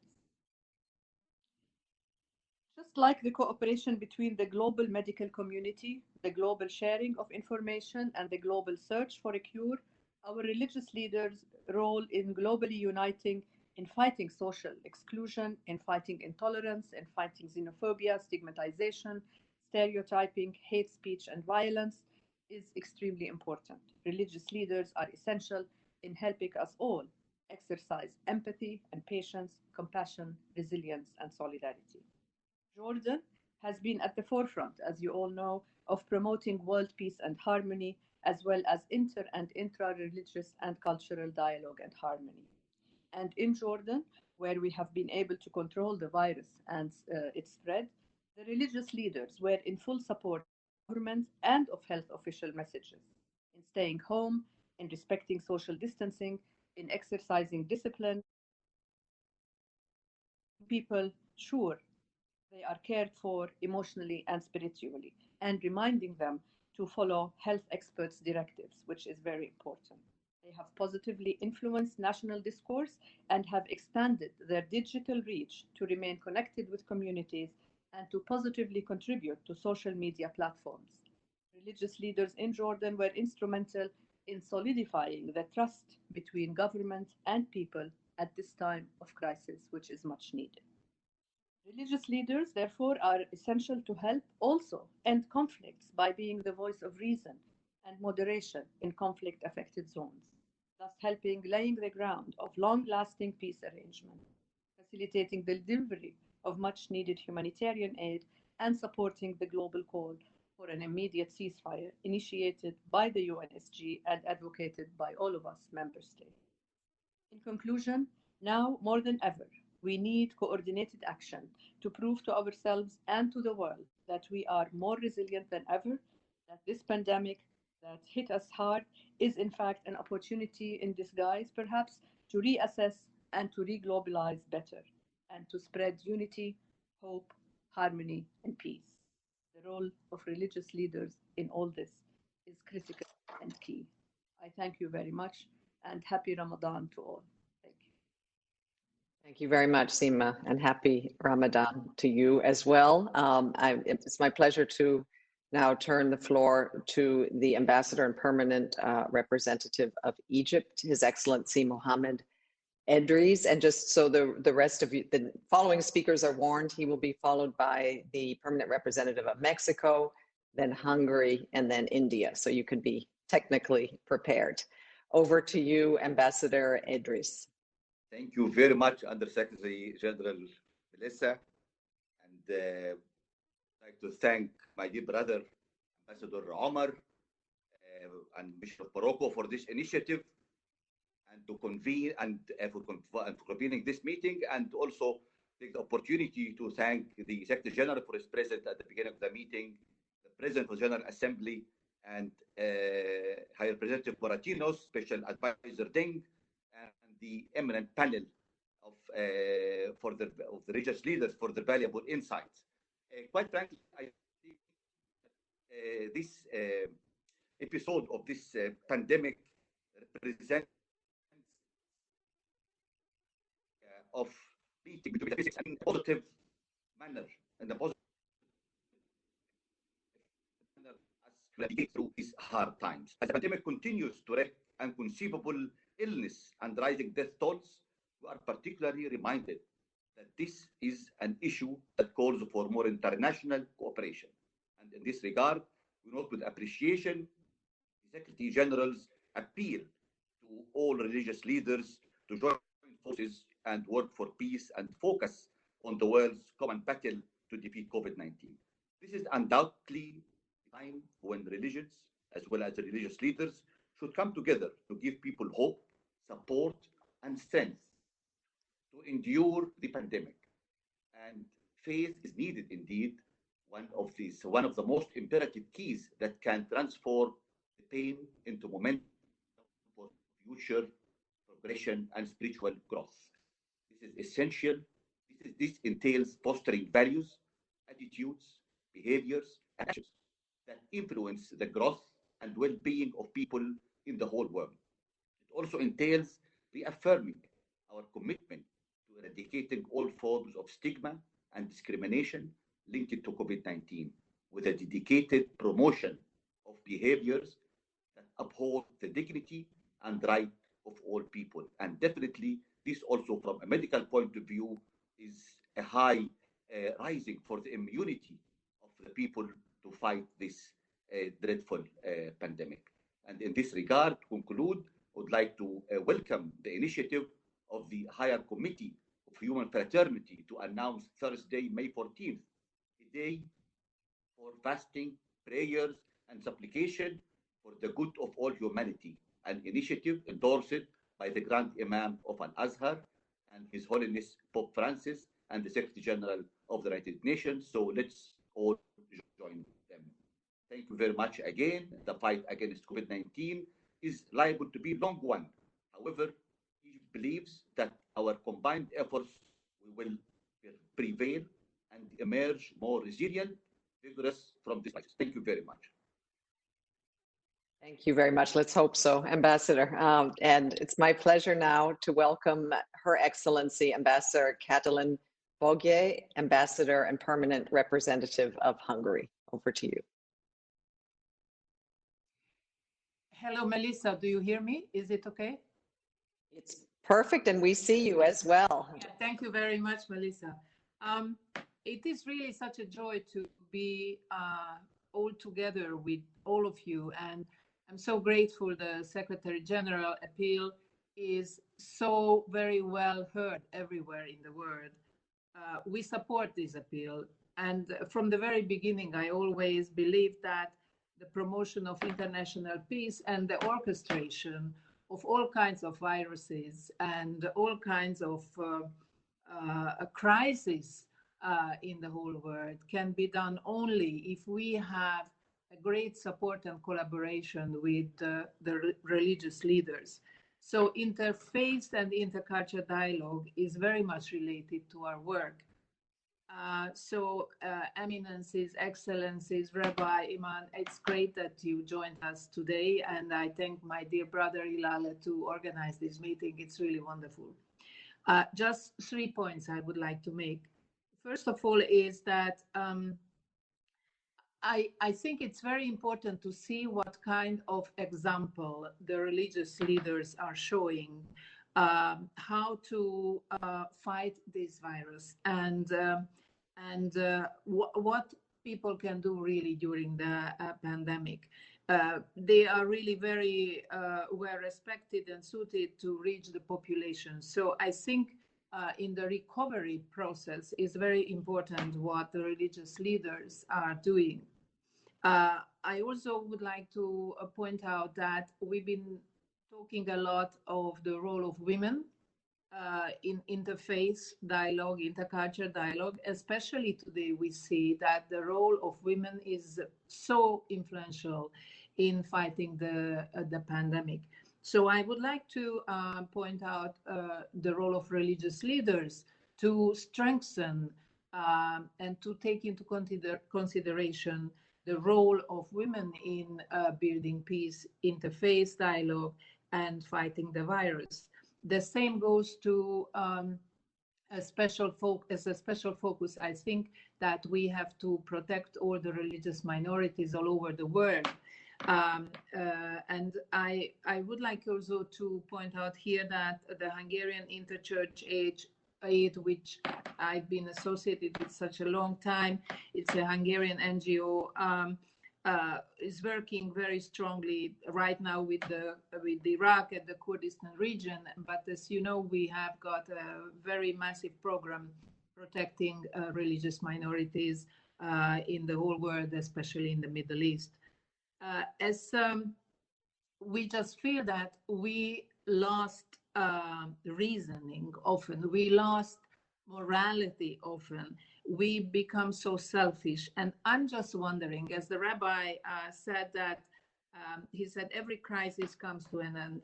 Okay, so if this is a catharsis, if this is a purifying experience for all of us, then how can we learn from that?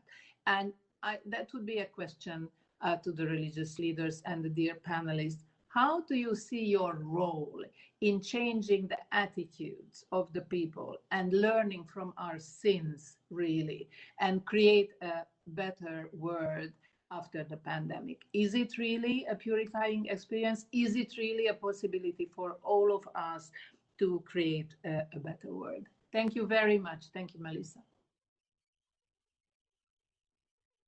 Thank you very much, Ambassador. I think you've challenged us for some thinking and reflection. I'm now very pleased to give the floor to the acting permanent representative of India, His Excellency Nagaraj Naidu.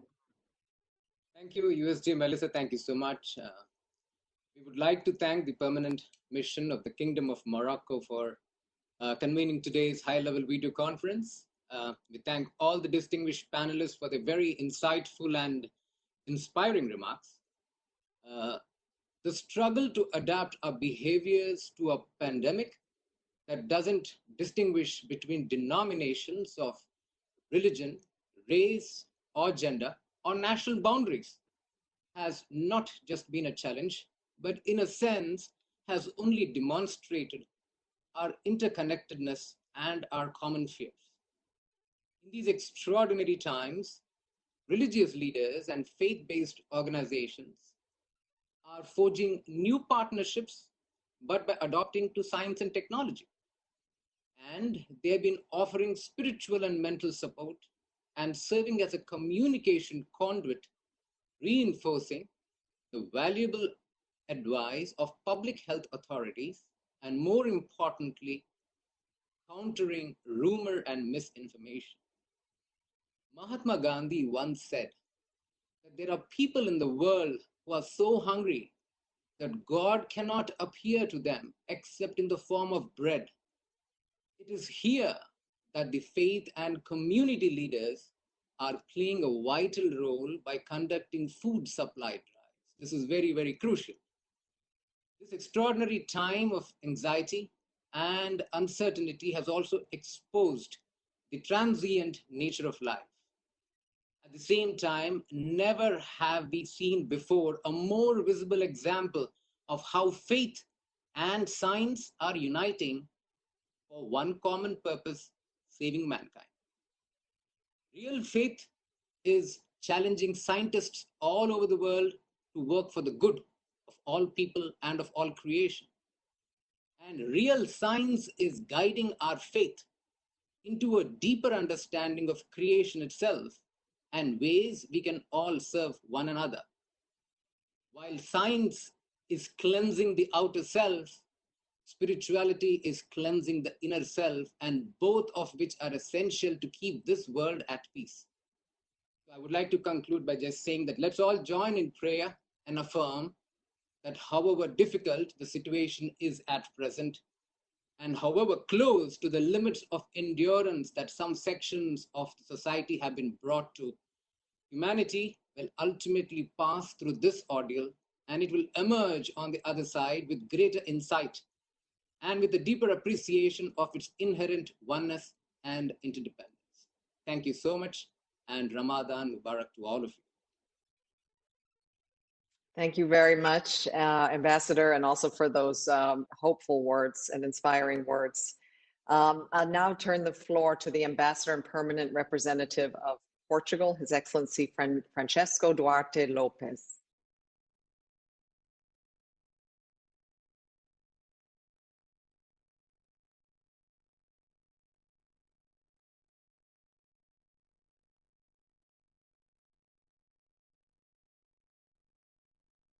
Ambassador Lopez, are you there? Ambassador of Portugal.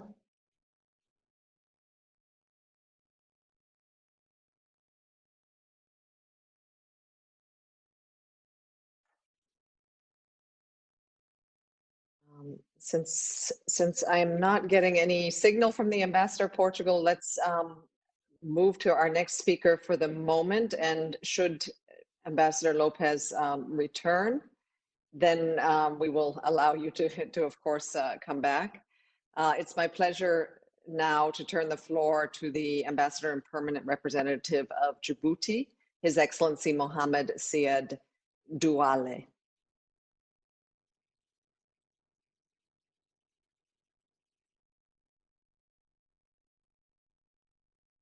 Can you hear me? We can hear you very well. I hope we can see you too. Could you speak again so we could get you on the screen?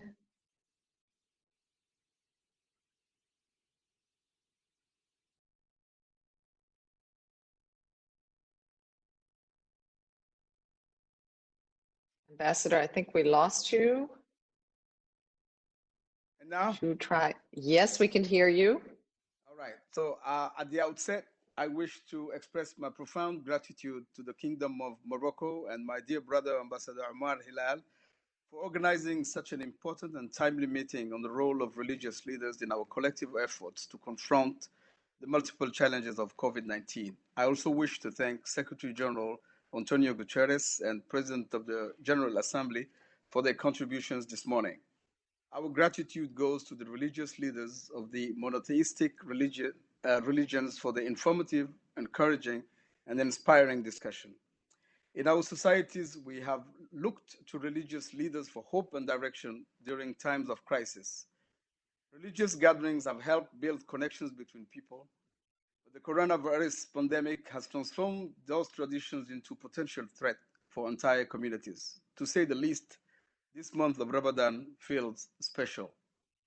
And yet, religious leaders have endeavored to meet the spiritual, psychological needs of their followers in our countries, on radio, on TV, and in some instances on YouTube.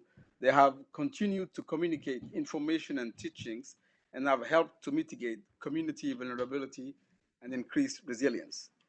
They have maintained regular communications with the authorities and encouraged the community to follow the recommendations and safety guidelines and promoted safe religious practices.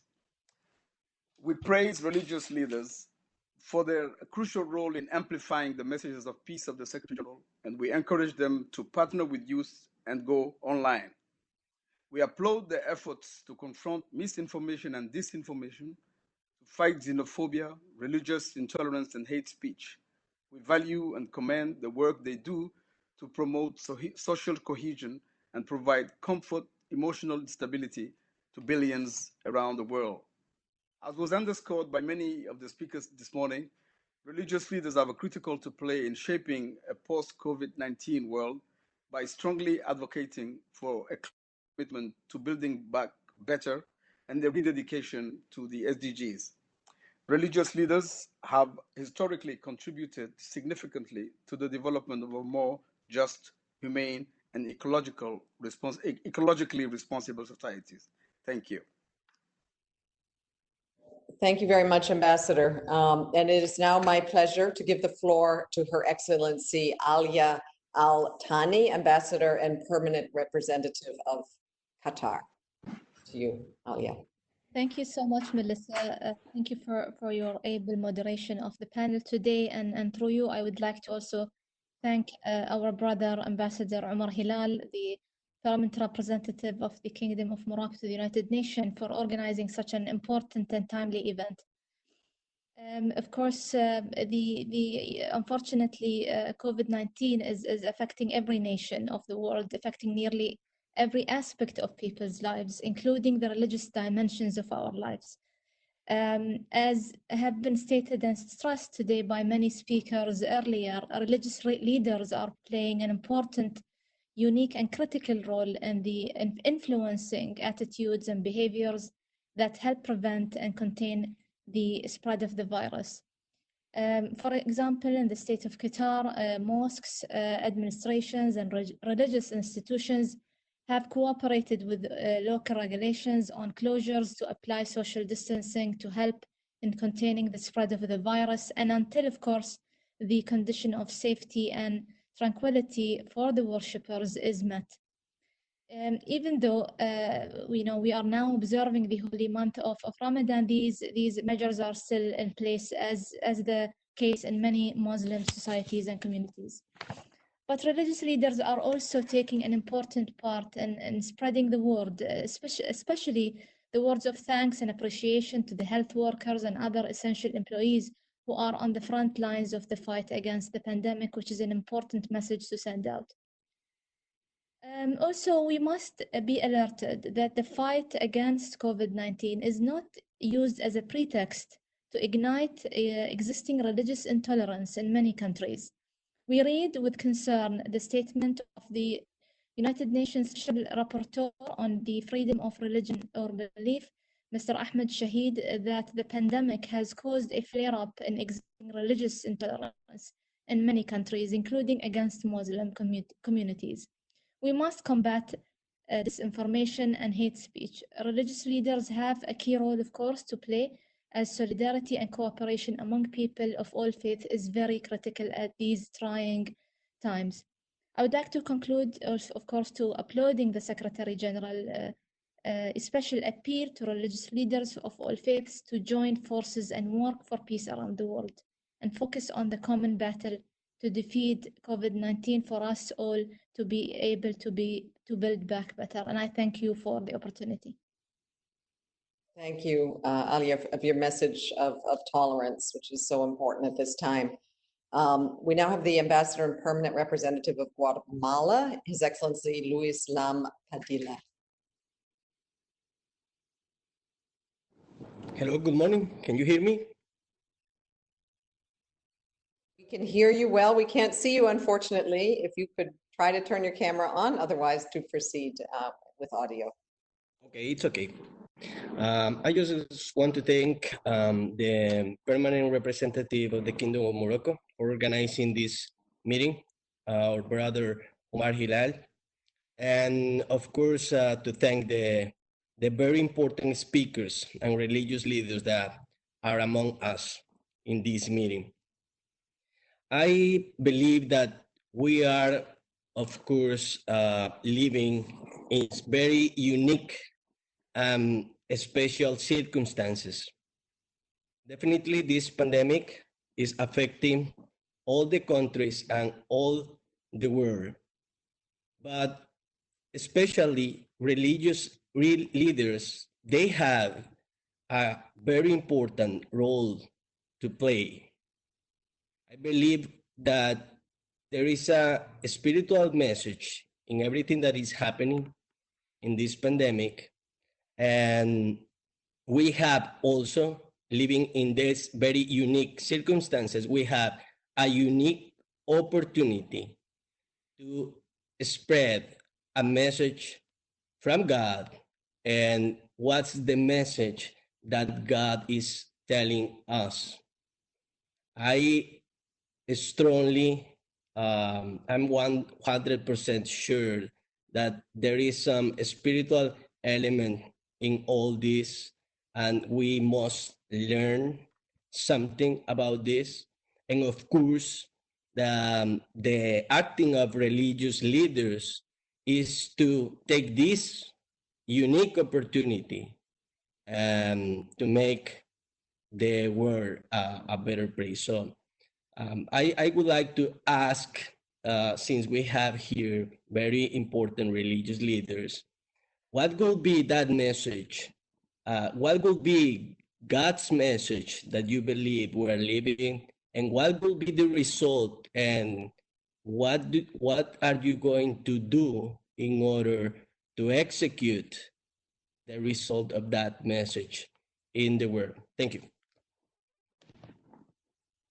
Thank you very much, Ambassador. And another challenge. I'm now pleased to hand the floor to the Ambassador and Permanent Representative of Barbados, Her Excellency Elizabeth Thompson.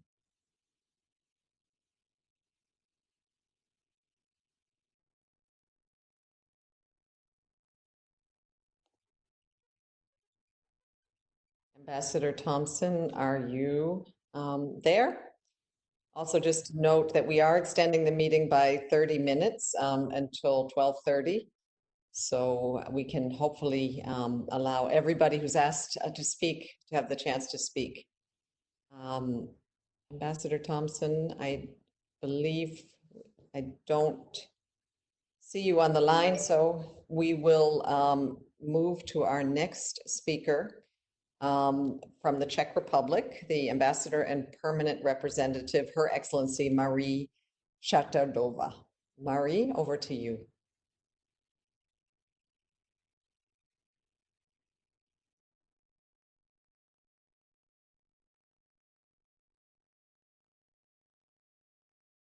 I believe many of our speakers may have given up, thinking that the meeting had already ended. I'm sure we might hear from Marie, Ambassador of Czech Republic, another time.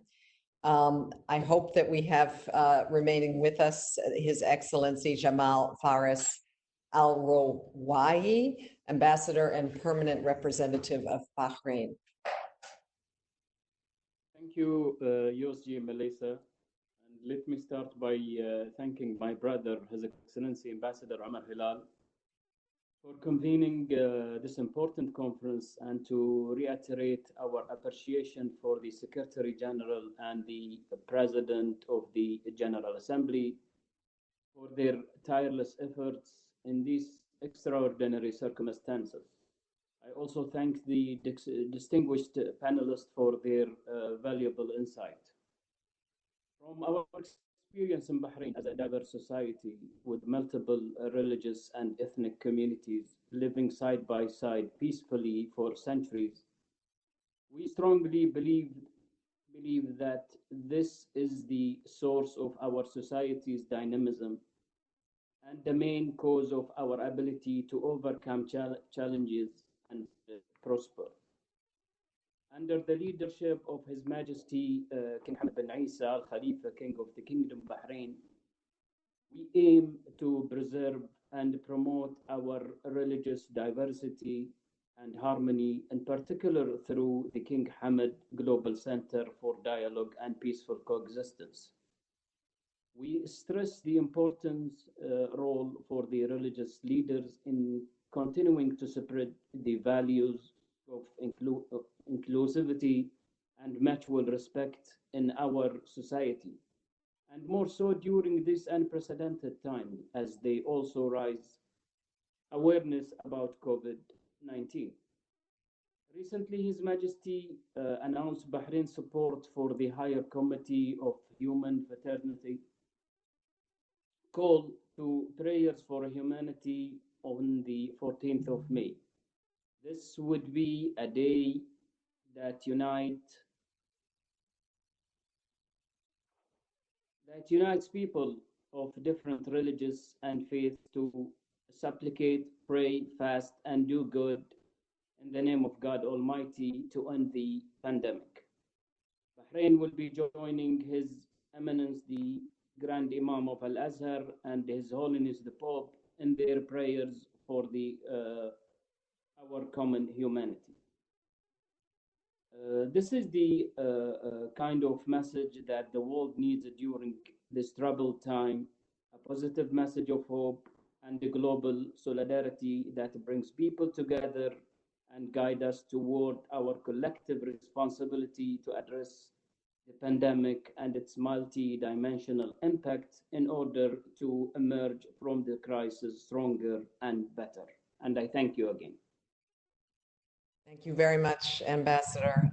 It's my pleasure to ask the Ambassador and Permanent Representative of Uzbekistan, His Excellency Bakhtiyor Ibragimov. Bakhtiyor Ibragimov, hopefully you're on the line and you can join us and make your statement.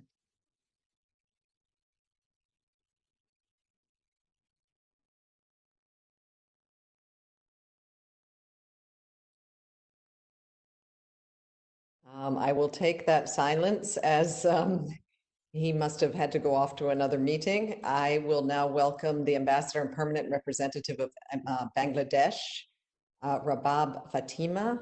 Her Excellency, please take the floor.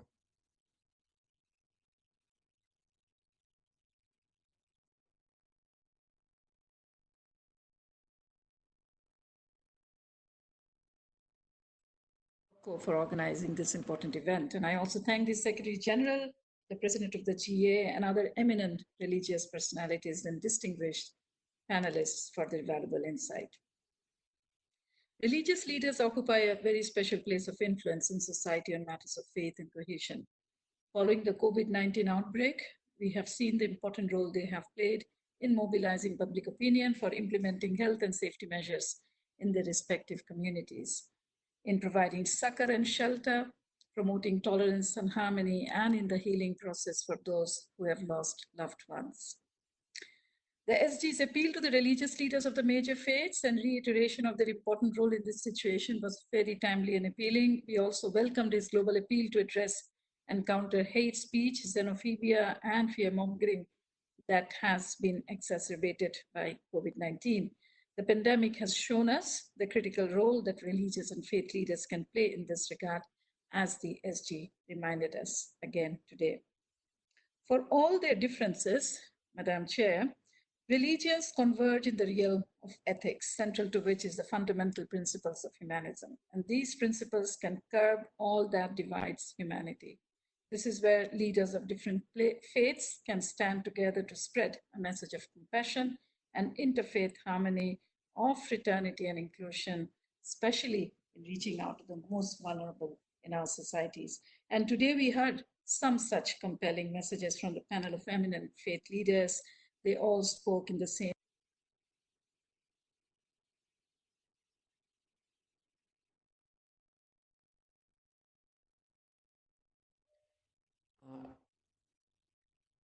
Ambassador, I believe you are on mute again. If you could move your microphone off mute. Yes, I think that's better. Okay. The pandemic called for strict social distancing protocols, which also apply to places of religious congregations. And as we have heard from previous ambassadors, in this respect, I believe religious leaders everywhere played an important role in convincing their communities to be rational and make adjustments to their practices in the greater public interest. In Bangladesh, we take pride in our tradition of interfaith harmony and peaceful cohabitation. In the outbreak of the pandemic, the Prime Minister gave health guidelines for places of worship, and we effectively engage faith leaders to impart the message of containing the outbreak through social distancing and other practices. And we believe that was critical in slowing the spread of the virus. At the same time, their messages of tolerance and harmony in the current situation, of the virtues of charity and sharing, and of solidarity and collective responsibility carried much meaning for the society as a whole battling this crisis. In conclusion, let me just say that the pandemic, which has upended our lives, is a time for reflection. And in times of such crisis, people seek solace and strength in their faith. And in this respect, religious leaders have such an important role to play to appeal to the universal faith of humanity, rising above differences and divides. They're the healers, the voice of compassion, and the moral compass of our society as we grapple with this unprecedented crisis of our times. We will continue to count on them for providing moral leadership. I thank you.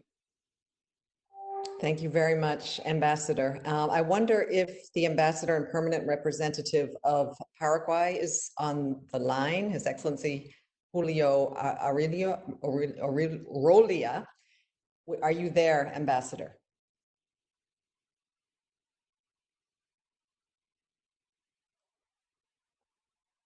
Okay, I'm going to move down the list then.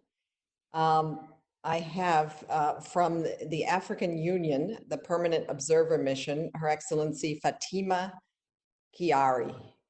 Fatima Kiari Mohammed, who is the Permanent Observer. Are you on the line and would you like to take the floor?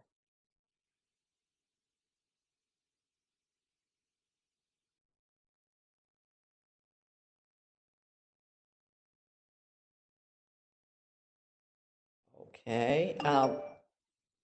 I would now like to try the Ambassador and Permanent Representative of Guinea, Fatoumata Kaba.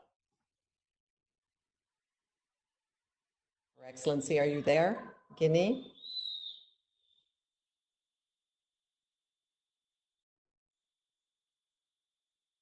Okay, I'm going to keep trying. Perhaps the Ambassador and Permanent Representative of Rwanda, Her Excellency Valentine Rugwabesia is on the line.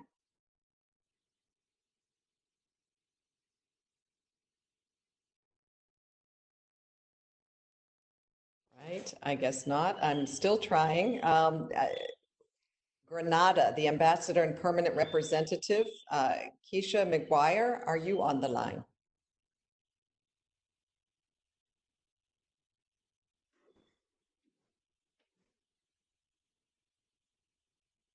Okay.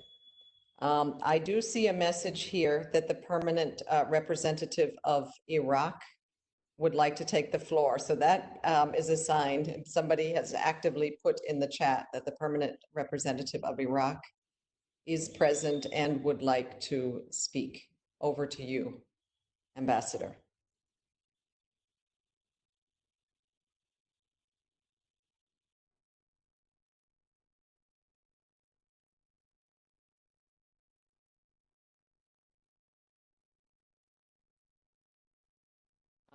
May I make a suggestion then? I think it's possible for me to continue to go through the list to see if anyone who is there who asked for the floor previously. May I ask if the Ambassador and Permanent Representative of the Republic of Congo, His Excellency Raymond Bale, is on the line? Okay. I did have a special request earlier in the chat. Yes, who is that?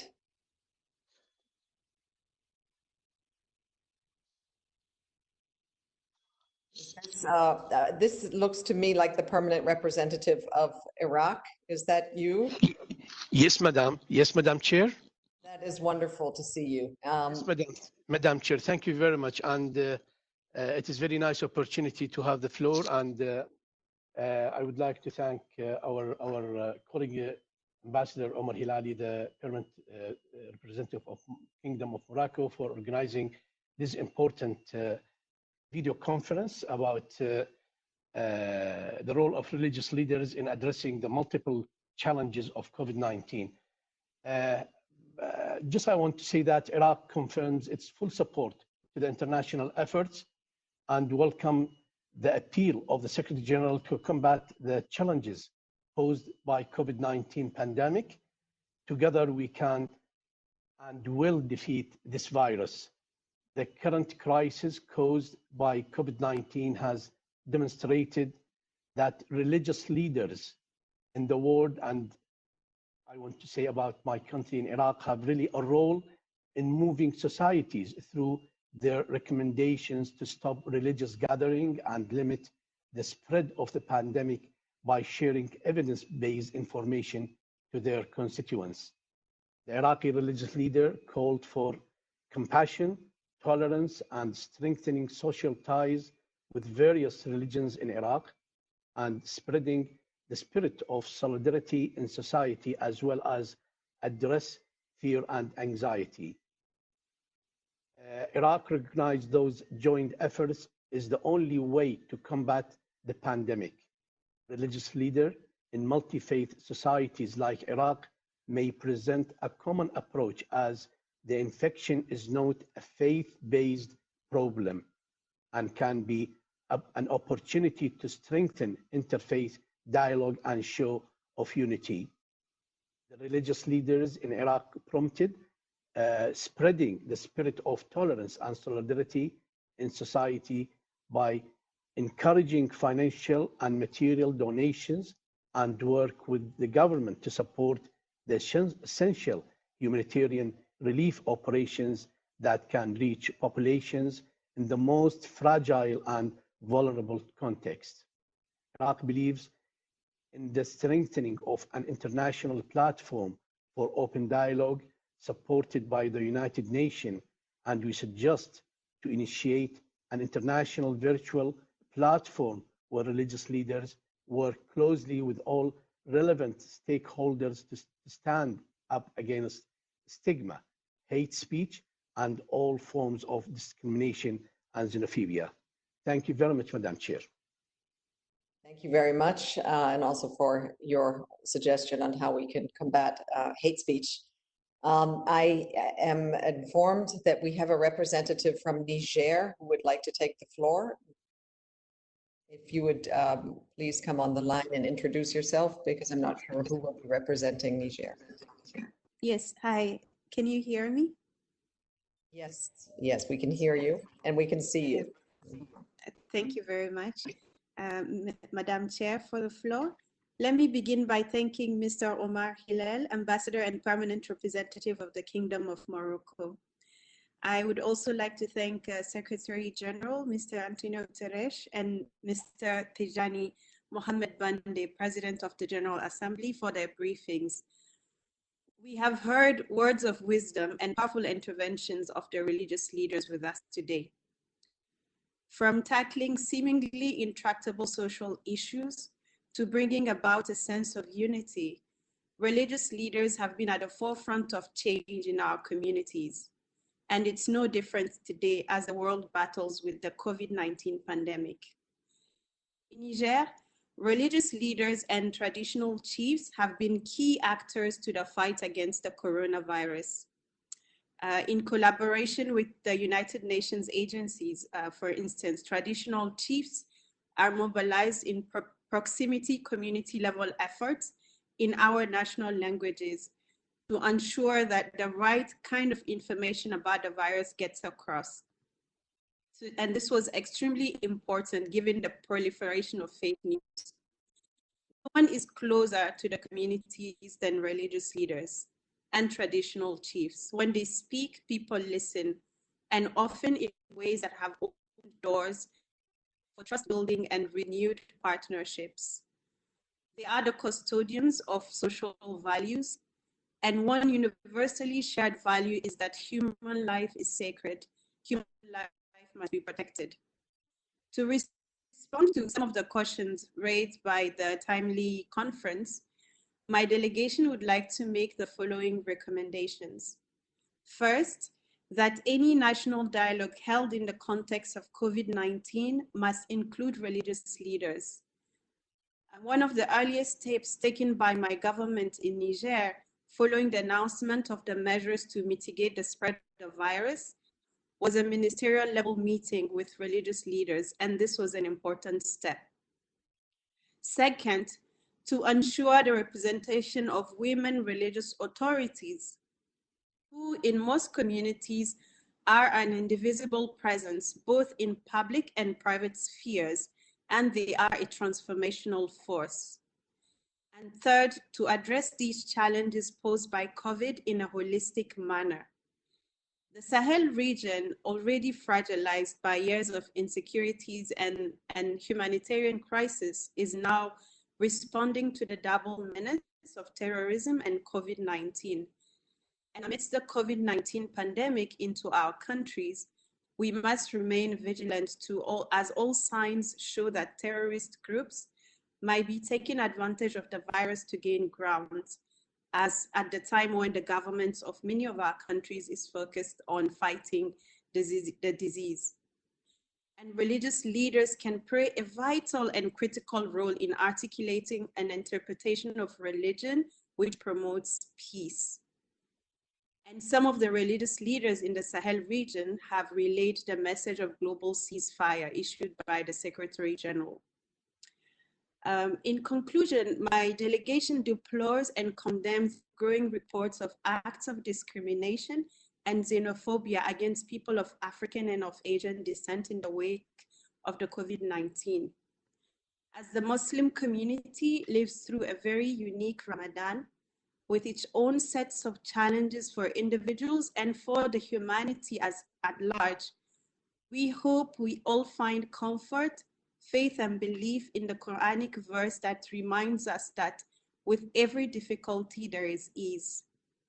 I would like to ask a quick question to the religious authorities who are present today. One question to the speakers would be with regards to the elderly and the most vulnerable in our societies who are direly affected by the COVID-19. How do you think the post-COVID-19 global system must change to account for their needs? I thank you for your attention. Thank you very much to the distinguished representative from Niger. I think we probably won't have time to ask the panel to come back to your question, but maybe somebody could arrange that they might answer you privately. We have 5 remaining speakers and also closing remarks from Ambassador Hilal and Adama Dieng. So, and we have very little time. So if I could ask the remaining speakers to just keep within your allocated 2 minutes. We first have the distinguished representative from Senegal. So please take the floor.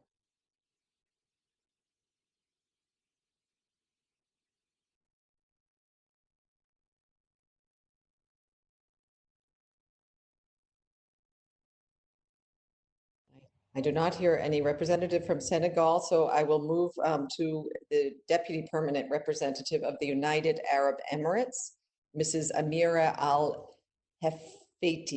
Would you please take the floor? Good afternoon. I would first like to thank the Permanent Mission of Kingdom of Morocco for organizing this important meeting. The UAE believes that religious leaders play an important role in addressing global challenges such as extremism and terrorism. As such, we have always worked with religious leaders to face these challenges, including by providing them with the necessary training, platforms, and institutions.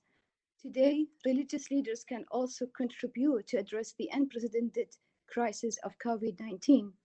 First, religious leaders can help raise public awareness regarding public health, prevention, social distancing, and other safety measures. Second, religious leaders can really help people adjust to the new normal. We have seen churches in the city celebrating Easter through virtual meetings. And the UAE is also organizing tomorrow a global virtual interfaith iftar. And we believe that such initiatives are inspiring and encourage people to adapt to the new reality and commit to social distancing. Finally, as governments and scientists are working tirelessly to find treatment and develop vaccines, religious leaders can promote tolerance and optimism while strengthening solidarity and resilience among societies. As noted by many, the Higher Committee of Human Fraternity, which was formed with the support of the United Arab Emirates, called for people of all faiths from across the world to make 14 May a day for prayers and supplications for the good of all humanity. And the UN Secretary General supported this call as a moment for reflection, hope, and faith. We also welcome his appeal for religious leaders. In closing, the UAE will spare no effort to work with the global community to combat this pandemic, including by working on vaccine development and providing testing kits, PPE, and other medical supplies to those nations in need. I thank you. Thank you very much to the representative from the UAE and for the work you're doing to combat the virus and find a vaccine. Now it's my pleasure to turn the floor to Ambassador Mohammed Koba, who is the Deputy Permanent Representative of Indonesia. You have the floor, sir. Thank you. Thank you, Madam Moderator. Can you hear me? We can hear you, but we can't see you, but please proceed. Okay. Thank you, Madam Moderator. During this blessed Ramadan, it is indeed fitting that we discuss religious leadership. I would like to thank the Permanent Mission of Morocco for organizing this discussion. Along with the medical and scientific significance, the pandemic raises questions about humanity, which requires religious thinking. Today, I would like to bring up 2 points. First, religious leaderships need to be the voice of reason and hope in the community. Communities look to the religious leaders in this pandemic, which is a vital avenue in stopping the spread. They must send the right message by education and practicing current government guidelines. Massive social media messaging campaigns are the most strategic and effective way to deliver important health information to millions of people. People also trust the religious leaders, which enable them to gather community members' insight and offer important feedback or government guidance that reflects reality on the ground. With current social distancing rules, religious leaders can exercise their leadership by reaching out through different online and social media platforms. The use of social media brings me to my second and last point. It is the importance to engage in cyberspace.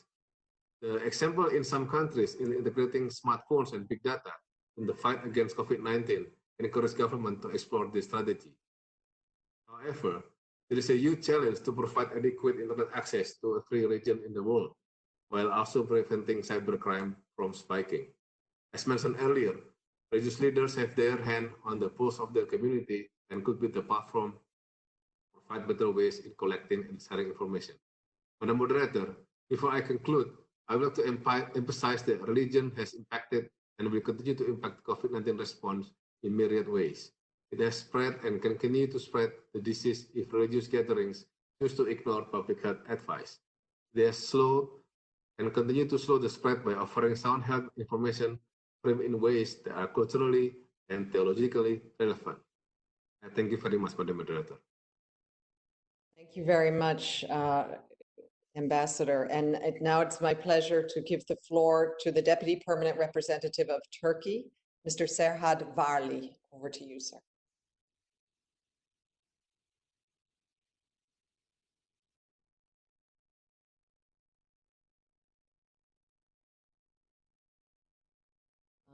I do not hear the Deputy Permanent Representative of Turkey. I would like then to ask Ms. Rosie Greaves, Counselor from the United Kingdom Mission. Ms. Greaves, over to you. Thank you very much, Madam Moderator, and thank you to Morocco for convening this important meeting, as well as to the Secretary General, the PGA, and all of the panel members for their insightful contributions to this really important discussion. Religious leaders are trusted figures and play a crucial role in delivering accurate and credible messages to their communities in emergencies like the COVID-19 outbreak that we are currently experiencing. It's therefore natural that we would look to them to play a key role in the development and implementation of national recovery and response plans. Around the world, we have seen concerning reports of some religious groups being targeted for allegedly spreading the virus. Incidents of stigmatism, discrimination, and hate speech towards minority religious groups are unacceptable. Faith leaders should stand side by side with one another to push back against these kind of incidents. And so we appreciate the recent appeal made by the Secretary General for religious leaders of all faith to join forces to work for peace and focus on defeating the pandemic. In the United Kingdom, the government has remained in dialogue with faith and belief leaders as we have developed and implemented our plans to respond to COVID-19. Faith leaders have shown their enormous reach and influence in ensuring that ministers of their communities receive the latest advice and that vulnerable individuals get the care and support that they need. Faith leaders and the people they comfort deserve our support as they undertake these vital tasks.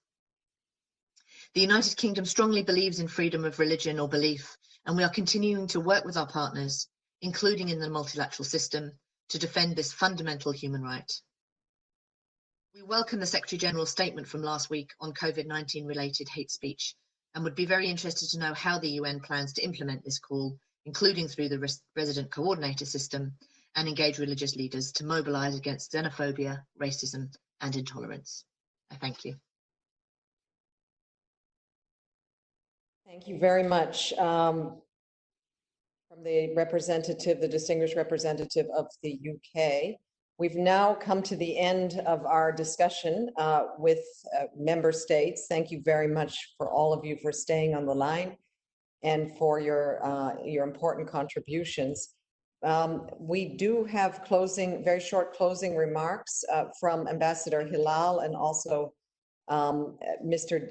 Dieng. I'm going to ask, though, whether any of the panelists have any short reactions, very short, that they would like to come in at this point before we conclude.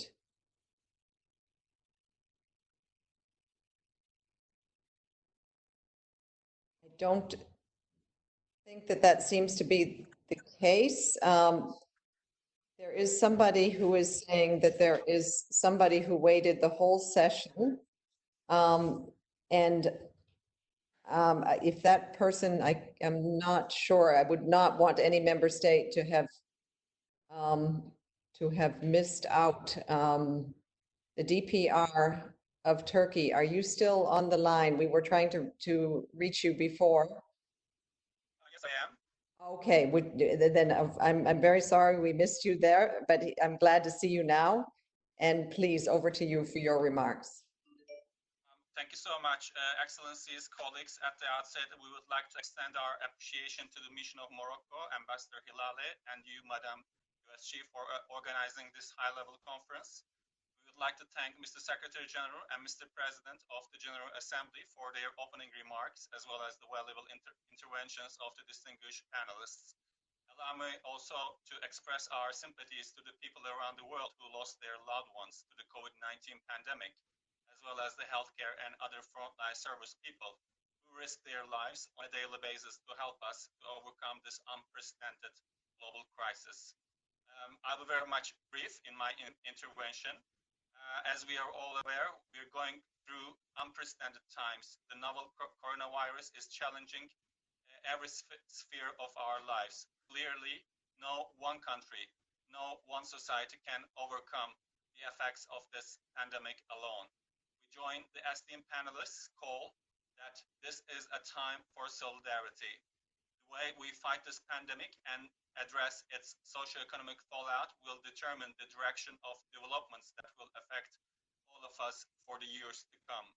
With this in mind, we appreciate the efforts of the Secretary General to mobilize the international community against the pandemic and draw attention on the need to help the most vulnerable groups and countries. In that respect, we commend his appeal to religious leaders of all faiths to join forces to work for peace around the world and focus on our common battle to defeat COVID-19. In the same way, we find his latest global appeal to address and counter COVID-19 related hate speech quite timely and important.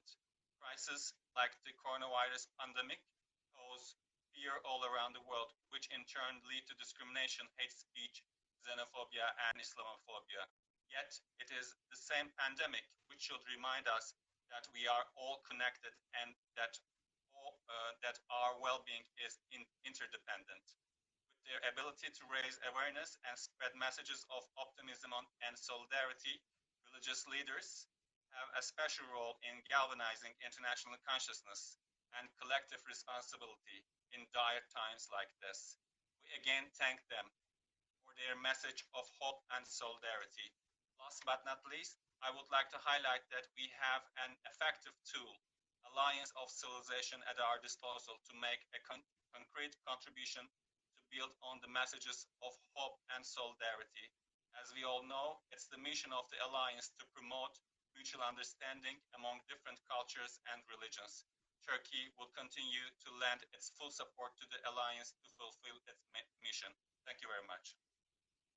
Thank you very much, and thank you also for your patience.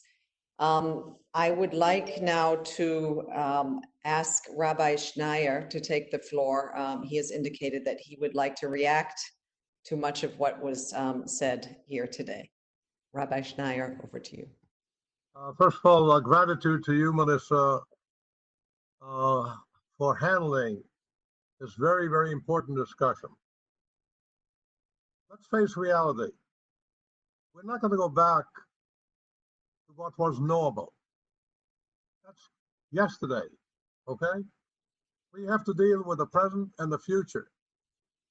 And what we can do together, we have seen that we are emerging from the crisis and the panic of finding a scientific medical vaccine, immunity, and so forth. But this next wave is the real shock, the economic upheaval. There was a question asked about what can religious leaders do in terms of the elderly, nursing homes. Well, that's a very serious challenge for the religious leadership, because we also came to a conclusion that the older people are vulnerable.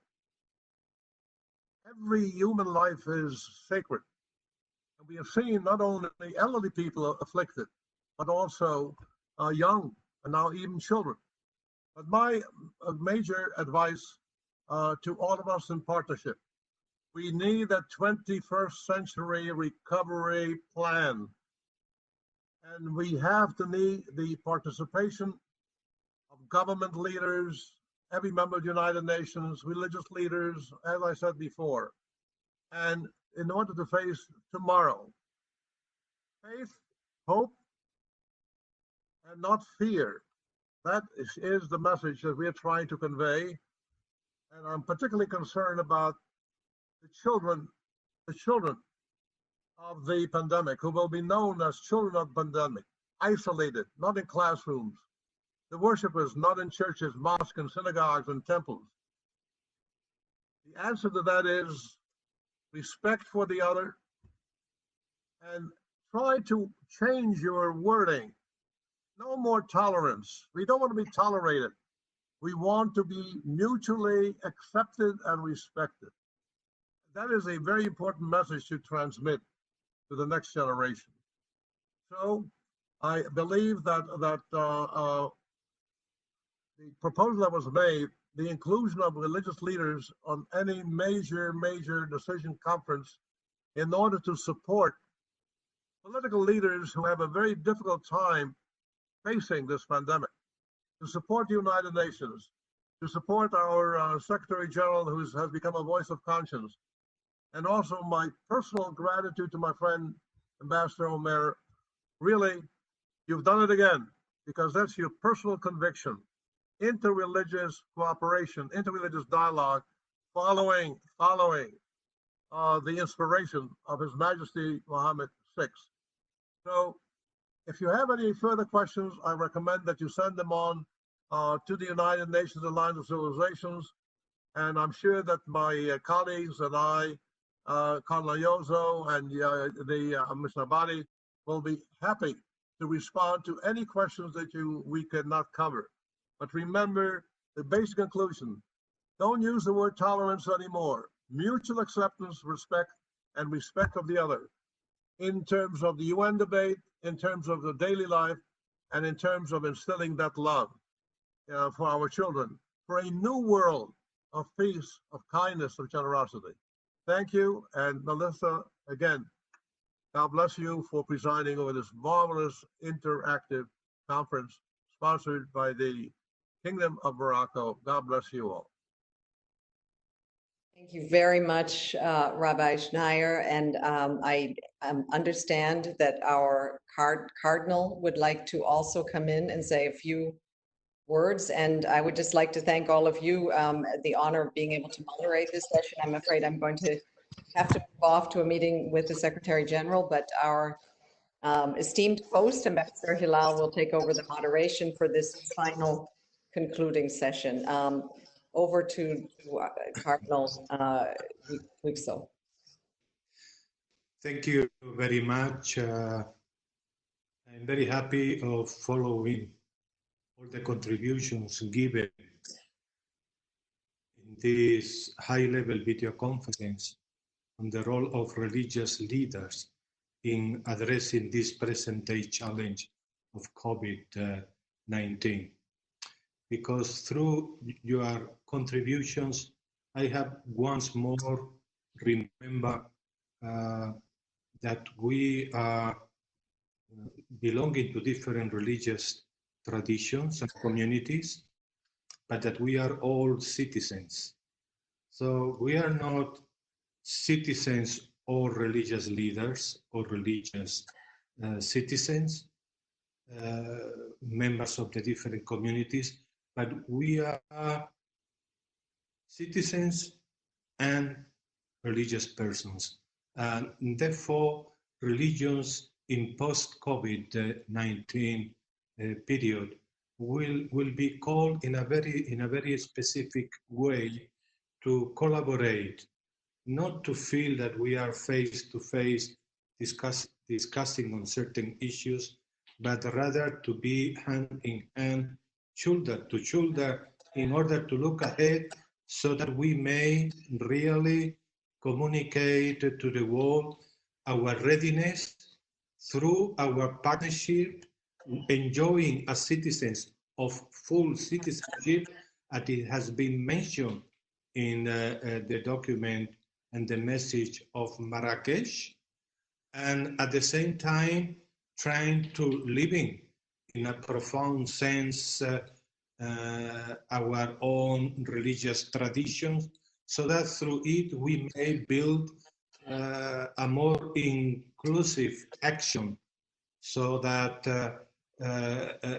without interfering into one sphere or another, that we policymakers, scholars, and religious leaders, we may all collaborate to create a more inclusive society, connecting people and having the possibility not to feel a minority of a majority, but feeling all brothers and sisters, citizens and believers.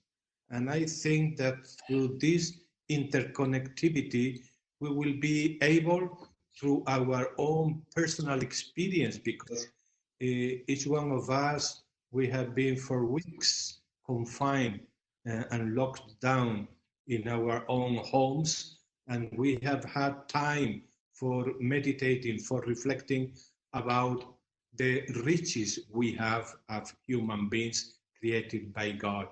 And now that we have to keep this social distance, we have realized how important it is to work together to ease this virus to disappear and to open the way so that we may again embrace each other as brothers and sisters, working together as citizens and believers for creating a necessary post-COVID-19 world.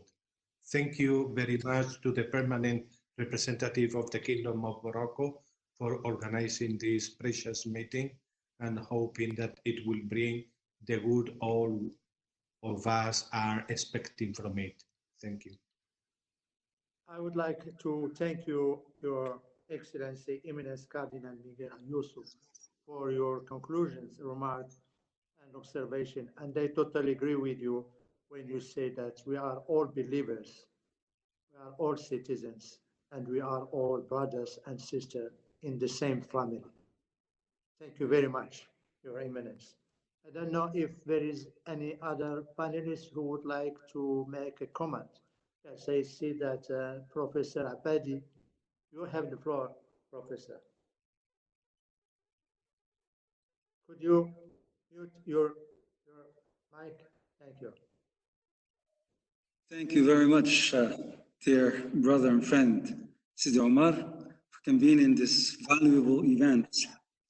I just would love to interact with what I've heard from Rabbi Schneier when he said that we would need in the future not to talk just about tolerance, but to talk about mutual recognition. And thus, we will definitely need not to just to join efforts, but to join wisdoms. We have yet many, many things to learn from each other.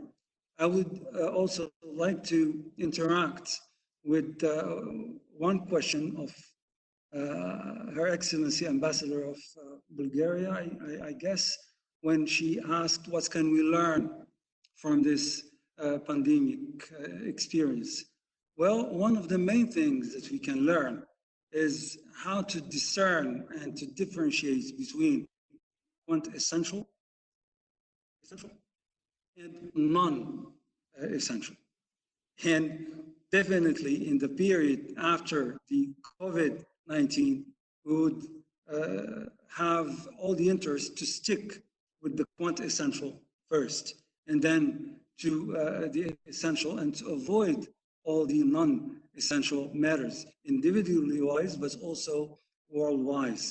I would like to conclude by saying that joining efforts and wisdom can occur by a new approach to our scientific research in the religious field, because millions of theses and of essays are written yearly basis, but they are scattered, they are not united. I suggest that we would have all to gain from launching a platform within which we would coordinate a better use for those person years and how to guide our researchers to focus on one burning, two burning, three burning issues that would require normally thousands of years if one individual would address them. But if we address them through all the researchers in a win-win structure, because they would have to earn their degrees, master or doctorate, but at the same time, they would be serving the knowledgeable needs of our world. I, of course, would suggest to use the algorithmic approach to have grills and entries to make the best use of this collaboration in terms of research in all faiths, because at the end of the day, and this would be my conclusion, the faiths, our respective faiths, mutual faiths, strive all of them to realize happiness here and in the hereafter for their believers. I learned very much from this great event, and I thank you all for it.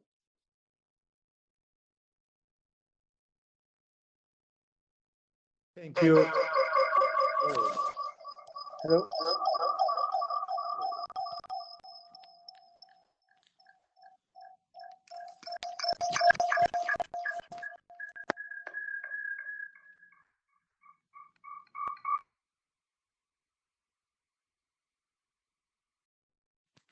Hello. Hello. Yeah, at least you hear me. Yeah, we hear you. Thank you very much for Professor Abadi. So I have some problem with my ordinator.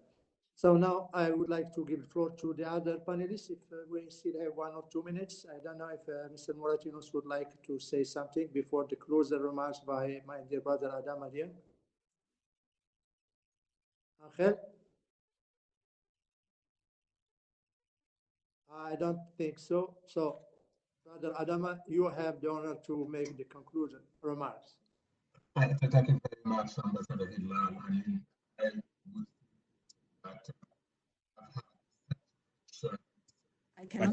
I cannot. Do you hear me? Yes, now yes. Hear me? Okay. I was just saying that my final words are simply words of thanks for their contribution. And I came to the conclusion that our contribution show that the role of religious leaders and faith-based organization is crucial to the success of the COVID-19 response and recovery plan.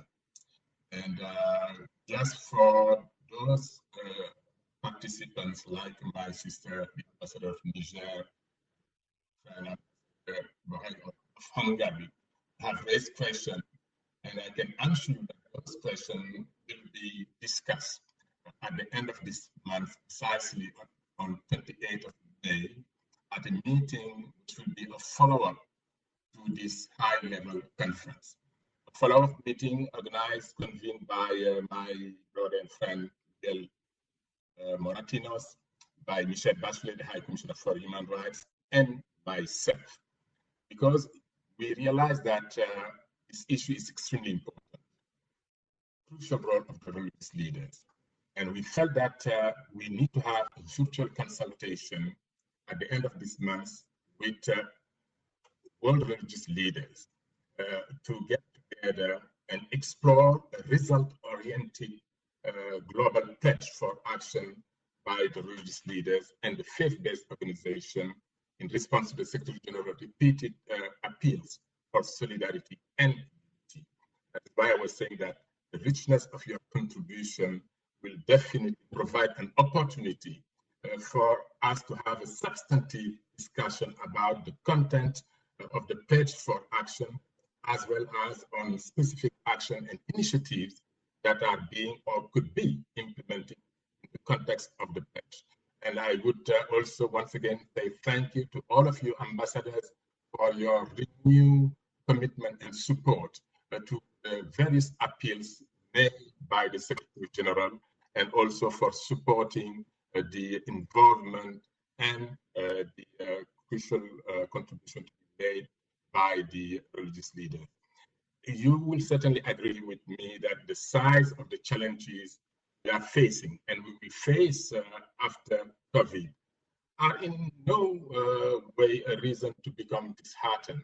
And there should be rather a reason to be unburdened.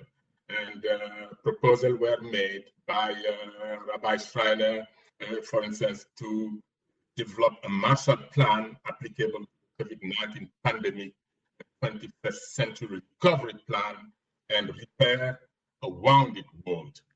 But for that to happen, we need, of course, to get the world leaders to be truly committed, follow what Pope Francis was saying last year. To be a true leader, you need two things: humility and love.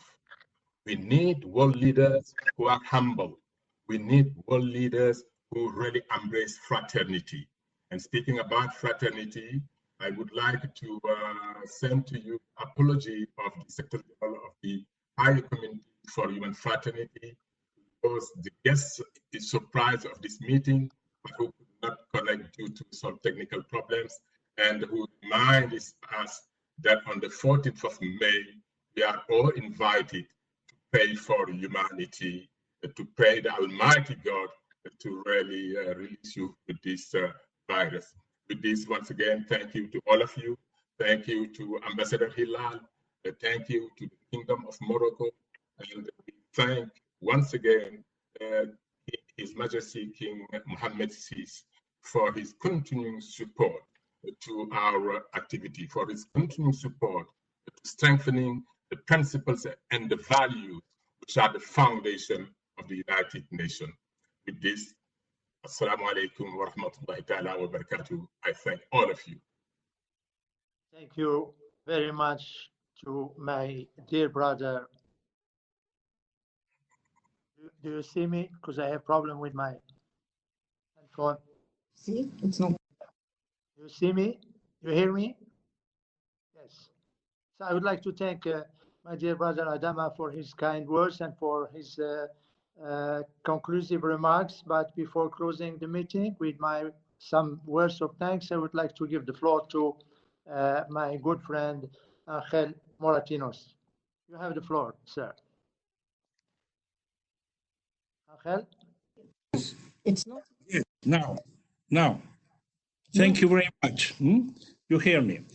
Well, I think it's too late. It's been an extremely enriching debate. We have to thank you, the Omar and the Kingdom of Morocco for having this initiative, the Secretary General, and all the participants. I want to be very concrete.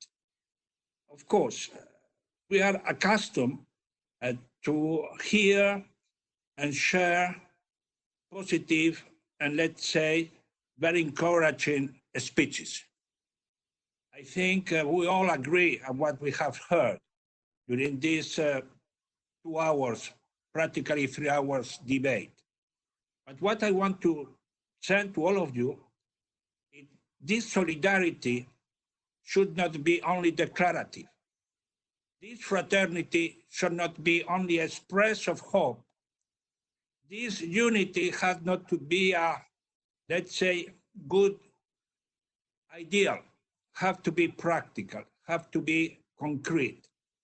And I think after what we have heard from all of you and the message of the panelists and the member state, I think we can engage, as my friend Adam Alayan said, in the next meeting we are going to prepare to be result-oriented in order that we can work all together. And then take this main message. We are one humanity. We are working for the same ideals. We have a global citizenship, as Cardinal Ayuso has said. And maybe we need a kind of plan, recovery plan, as Rabbi Schneider. So thank you very much. I think both Michelle Bachelet, Adam Ayan, myself, we are going to prepare the next meeting in order to follow up this historical meeting of today, Omar. And again, thank you for the Kingdom of Morocco and yourself for having given us this opportunity. Thank you very much, my dear friend Miguel Angel. I would like to express to you, Miguel, my thanks and my support for all what you are doing within the Alliance of Civilization. And I'm supportive also in the Kingdom also supportive to your meeting of the 28th, inshallah, of this month. I hope that this meeting will give some inspiring ideas and roads to this meeting. To conclude, I just have a few words of thanks. First of all, I would like to thank deeply the Secretary General, Mr. Antonio Guterres, and the President of the General Assembly, Mr. Mohamed Tijani Bandi, for their presence, for honoring our meeting, and also for their presentation and speeches, very strong messages. I would like also to express the gratitude of the Kingdom of Morocco to the panelists. First of all, to His Excellency Eminence Cardinal Miguel Ayuso, to His Excellency and my good friend, Rabbi Artur Schneier, to His Excellency and my good friend, Professor Sidi Ahmed Abadi, to His Excellency, or my good friends also, Miguel Moratino Sanjel, and to His Excellency, my dear brother, Adam Adiad. Your messages have been strong, inspiring, and as Angel just said, positive and encouraging. And they are paving the way to work better and better and hands in hands as one to fight Corona, and also to think all together about the post-Corona-19, the COVID-19 era. I would like also here to say to my good friend Rabbi Schneier that we heard his words about tolerance. I totally agree with you. You know, before saying that, I was thinking to say it as in my conclusion words, but Professor Abadi have already raised that, just to show you that all Moroccans are thinking the same thing about coexistence, about respect, about equality among all the people. And they totally agree with you that what we need now is not anymore tolerance. What we need is the respect to each other, coexisting, one close to the other, having the same treatment to everybody, because we are all sons of Abraham. We are all this component of the humanity, because the humanity is one, and our future will be also one. That's why we have to change our behavior and to be more thinking to the others as we think to ourselves, to our family, because in the end, we are all the same family in this world. I would like also to express my thanks to Melissa Fleming. She's not there, but I'm sure that her staff will forward to her my gratitude, my thanks, because she moderates our meeting with magistral manner and graciously. I would like also to say as last word that all the support that have been expressed to Morocco, all the appreciation that have been also said about His Majesty the King, the action of Morocco, are galvanizing us, are giving us more energy, more strength, and are showing us that we are in the right way. That's the Moroccan tradition for several centuries, and we will continue with all the religion, with all the good faith, and with all the son of Abraham. Thank you very much. Shalom. Assalamu alaikum. And thank you very much, my dear Cardinal Miguel Ayuso. The meeting is closed, and once again, my really deep thanks. If this meeting have been successful, is to everybody. Thanks a lot. Bye-bye. Thank you, Brother Omar. Well done. Uzbekistan. Thank you, Hilal. Thank you very much. Bye. عمر شكرا يا عمر. شكرا يا عمر.